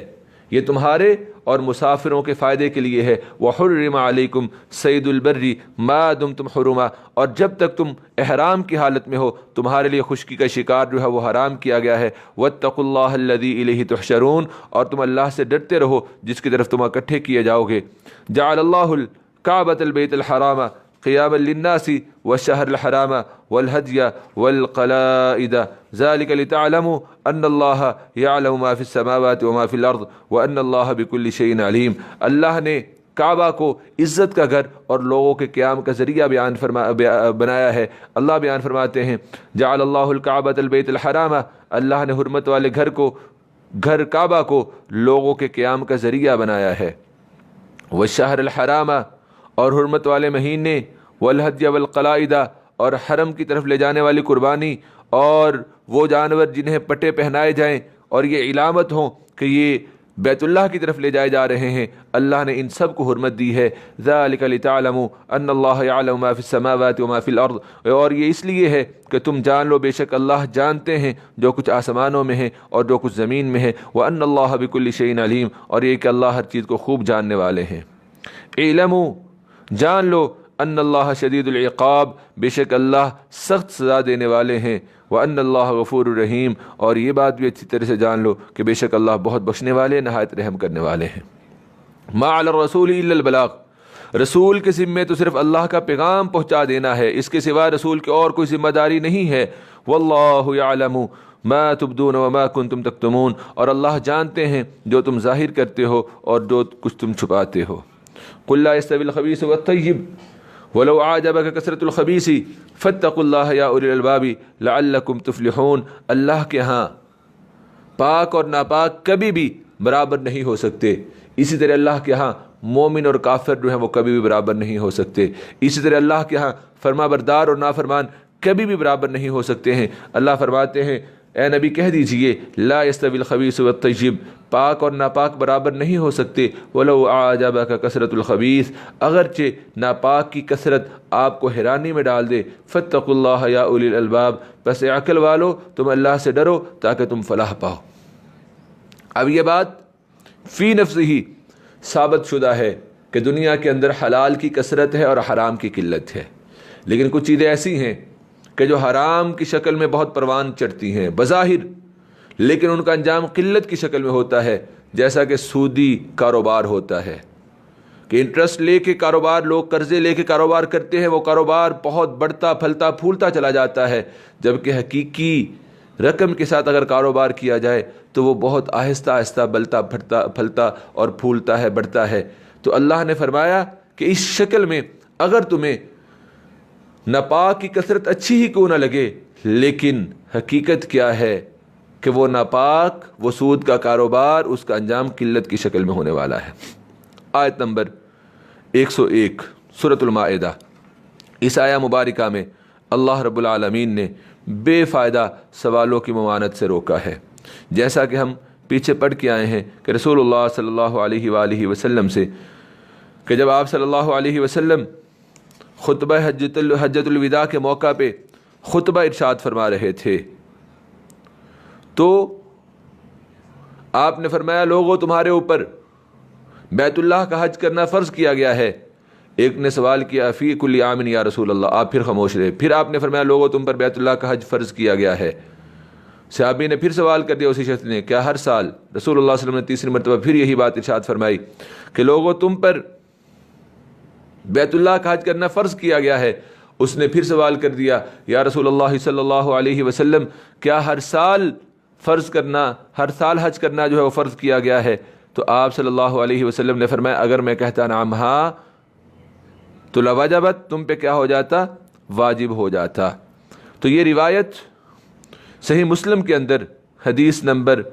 1337 اور جامع ترمذی کے اندر 3055 کے میں موجود ہے۔ تو اللہ نے منع فرمایا یا ایھا الذین آمنوا لا تسألوا عن اشیاء، اے لوگو جو ایمان لائے ہو ایسی باتوں کے بارے میں سوال نہ کرو اگر وہ تم پر ظاہر کر دی جائیں تو تمہیں بری لگیں، وَإِن تَسْأَلُوا عَنْهَا، اور اگر تم ان کے متعلق سوال کرو گے جبکہ قرآن نازل کیا جا رہا ہے تو تُبْدَ لَكُمْ، وہ باتیں تمہارے لیے تُبْدَ لَكُمْ ظاہر کر دی جائیں گی، عَفَا اللَّهُ عَنْهَا، اللہ نے تمہاری اس حرکت کو معاف کر دیا ہے۔ یعنی کہ بے فائدہ سوال اور ایسے سوال جن کی وجہ سے ایک چیز جو کہ انسان کے لیے حرام نہیں تھی حرام کر دی جائے، جیسا کہ رسول اللہ صلی اللہ علیہ وآلہ وسلم کی صحیح حدیث ہے، صحیح البخاری حدیث نمبر 7289، اللہ کے نبی نے فرمایا ان اعظم المسلمین جرما من سأل عن شيء لم يحرم فحرم من اجل مسألته، بے شک مسلمانوں میں سے سب سے بڑا مجرم وہ ہے جس نے کسی ایسی چیز کے بارے میں سوال کیا جو حرام نہ تھی مگر اس کے سوال کرنے کی وجہ سے حرام قرار دے دی گئی۔ اسی طرح ایک اور صحیح حدیث میں ہے جو کہ صحیح البخاری کی حدیث نمبر 7288 اور صحیح مسلم کی حدیث نمبر 1337 ہے، رسول اللہ صلی اللہ علیہ وسلم نے صحابہ کو فرمایا ذرونی ما ترکتم فانما هلك من كان قبلكم بکثرت سؤالهم واختلافهم على انبیائهم، مجھے اس وقت تک چھوڑے رکھو جب تک میں تمہیں چھوڑے رکھوں، کیونکہ تم سے پہلے لوگ کثرت سے سوال پوچھنے اور اپنے انبیاء سے اختلاف کرنے ہی کی وجہ سے ہلاک ہوئے۔ قد سألها قوم من قبلكم، آیت نمبر 102، قد سألها قوم من قبلكم، ان چیزوں کے بارے میں تم سے پہلے بھی ایک قوم نے سوال کیا، ثم اصبحوا بها کافرین، پھر انہی باتوں کی وجہ سے وہ کافر ہو گئے۔ آیت نمبر 103، 4 جانور جو کہ عرب نے اپنے مشرکین کے لیے، عرب کے مشرکین نے اپنے بتوں کے لیے خاص کیے ہوئے تھے، اللہ نے ان کا ذکر کیا ہے، بحیرہ، صائبہ، وسیلہ اور حام۔ اب بحیرہ کس جانور کو کہا جاتا ہے؟ بحیرہ اس جانور کو کہتے تھے کہ جس کا دودھ وہ بتوں کے لیے وقف کر دیا کرتے تھے، پھر کوئی بھی شخص اس جانور کے دودھ کو دھوتا نہیں تھا، دودھ نہیں نکالتا تھا۔ صائبہ اس جانور کو کہتے تھے جسے وہ اپنے معبودوں کے لیے وقف کر دیتے تھے اور پھر ان پر کوئی بھی بوجھ نہیں لادا جاتا تھا۔ وسیلہ اس جوان اونٹنی کو کہا جاتا تھا جو پہلی اور دوسری بار مادہ کو جنم دیتی، اور اگر اس نے پہلی اور دوسری بار مادہ ہی کو جنم دیا ہے، دونوں مرتبہ مادہ جنم دی، اور درمیان میں کوئی نر نہ ہوتا تو اسے وہ بتوں کے نام جو ہے وہ وقف کر دیتے۔ اور حام اس نر اونٹ کو کہتے تھے جو ایک مخصوص تعداد میں اونٹنیوں کو حاملہ کر دیتا تھا، تو اسے بتوں کے نام پر وقف کر دیتے تھے اور اس پر کوئی بھی بوجھ جو ہے وہ نہیں لاتے تھے، اور اسے حامی کے نام سے موسوم کیا جاتا تھا۔ اب یہ حام، صائبہ، وسیلہ اور بحیرہ، سب سے پہلے اس رسم کی داغ بیل کس نے ڈالی تھی؟ صحیح بخاری کے اندر روایت موجود ہے۔ صحیح بخاری کی حدیث نمبر 4623 اور صحیح مسلم کی حدیث نمبر 2856 ہے۔ حضرت ابو ہریرہ رضی اللہ تعالیٰ عنہ بیان فرماتے ہیں کہ رسول اللہ صلی اللہ علیہ وسلم نے فرمایا، رأیت عمر بن عامر الخزاعی، میں نے عمر بن عامر خزاعی کو دیکھا، یجر قصبہ فی النار، کہ وہ اپنی انتڑیوں کو جہنم میں گھسیٹ رہا تھا۔ وکان اول من سیب السوائب، یہ پہلا شخص تھا جس نے جانوروں کو سائبہ بنانے کی رسم ڈالی۔ تو مشرکوں میں سے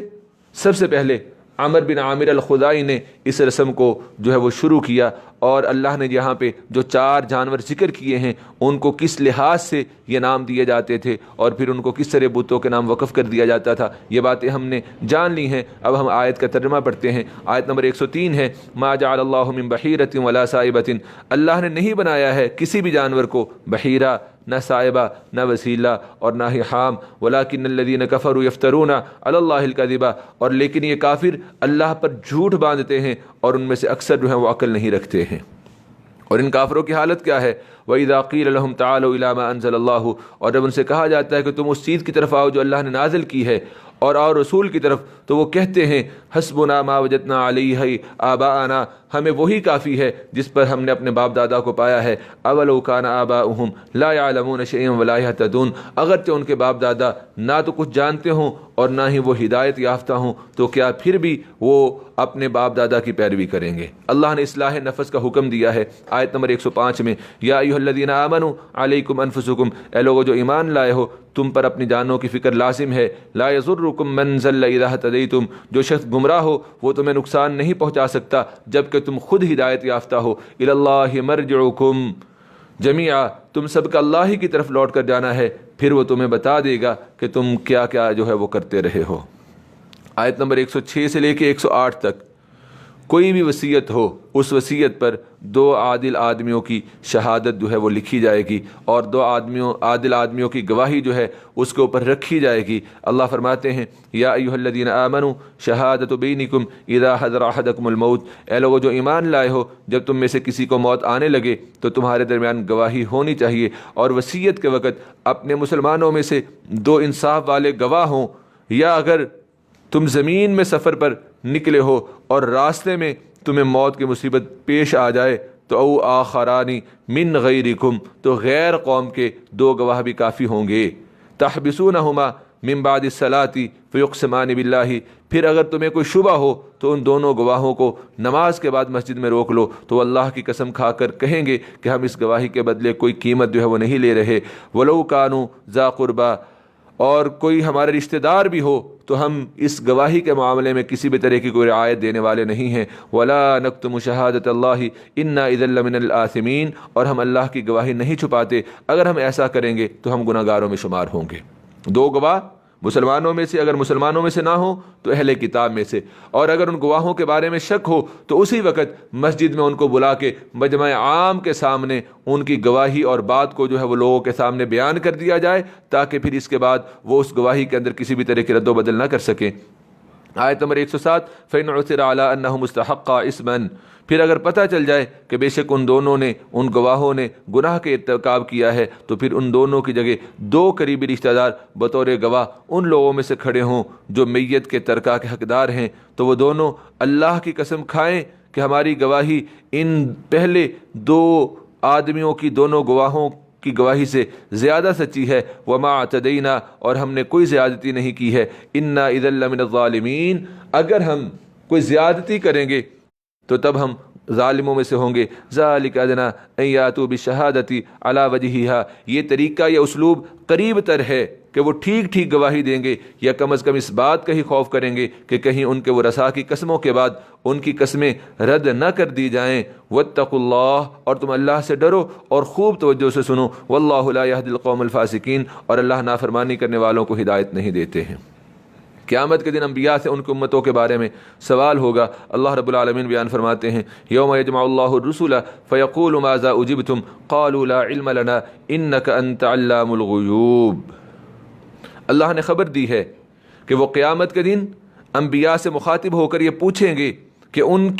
امتوں نے جن کی طرف انہیں مبعوث کیا گیا تھا، ان امتوں نے ان انبیاء کو کیا جواب دیا تھا۔ جیسا کہ اللہ نے سورہ اعراف کے اندر بیان فرمایا، فَلَنَسْأَلَنَّ الَّذِينَ أُرْسِلَ إِلَيْهِمْ وَلَنَسْأَلَنَّ الْمُرْسَلِينَ۔ سورہ اعراف کی آیت نمبر 6، تو جن لوگوں کی طرف پیغمبر بھیجے گئے ہم ان سے بھی ضرور پوچھیں گے اور پیغمبروں سے بھی ضرور پوچھیں گے۔ اس طرح سورۃ الحجر میں اللہ نے فرمایا آیت نمبر 92 اور 93 میں، فَوَرَبِّكَ لَنَسْأَلَنَّهُمْ أَجْمَعِينَ عَمَّا كَانُوا يَعْمَلُونَ، آپ کے پروردگار کی قسم ہم ان تمام سے پوچھیں گے ان کاموں کی جو وہ کرتے رہے، اور رسول جو ہیں وہ جواب دیں گے۔ رسول کیا جواب دیں گے؟ لا علم لنا۔ اللہ فرماتے ہیں یوم یجمع اللہ الرسل، اس قیامت کے دن کو یاد کرو، یجمع اللہ الرسل، جب اللہ رسولوں کو جمع کریں گے پھر اللہ ان سے کہے گا ماذا اجبتم، تمہیں کیا جواب دیا گیا، تمہاری بات مانی گئی یا نہیں مانی گئی؟ قالوا، تو وہ کہیں گے ہمیں کوئی بھی علم نہیں ہے۔ اللہ آپ ہم سے پوچھ رہے ہیں جبکہ آپ کو بھی معلوم ہے، اور آپ کے علم کے مقابلے میں ہمارا علم کوئی حیثیت نہیں رکھتا ہے۔ انک انت علام الغیوب، بے شک اللہ تو ہی غیب کی باتوں کو جاننے والا ہے۔ اس کے بعد سورۃ النساء کی وہ آیات ہیں جن آیات میں اللہ رب العالمین نے تسلسل کے ساتھ حضرت تذکرہ کیا ہے، جن میں حضرت عیسیٰ علیہ السلام کو ملنے والی نعمتوں کی یاد دہانی بھی ہے، اور ان کے اوپر نصارہ نے جو مطالبہ کیا تھا دسترخوان کا نازل ہونا بھی ہے، اور پھر حضرت عیسیٰ علیہ السلام کا اپنی امت سے برات کا اعلان بھی ہے۔ ہم انشاءاللہ العزیز کل جو ہے وہ سورۃ المائدہ کی آیت نمبر 110 سے آغاز کریں گے۔ اللہ رب العالمین سے دعا ہے کہ اللہ مجھے اور آپ کو جو ہم نے قرآن سنا ہے اللہ اس پہ عمل کرنے کی توفیق عطا فرمائے، اور اللہ ہم سب کو ہر طرح کی عافیت اور سلامتی دے، ہمارے صحت میں، ہمارے ایمان میں، ہمارے تمام معاملات میں۔ اقول قولی ھذا استغفر اللہ لی ولکم ولسائر المسلمین والمسلمات۔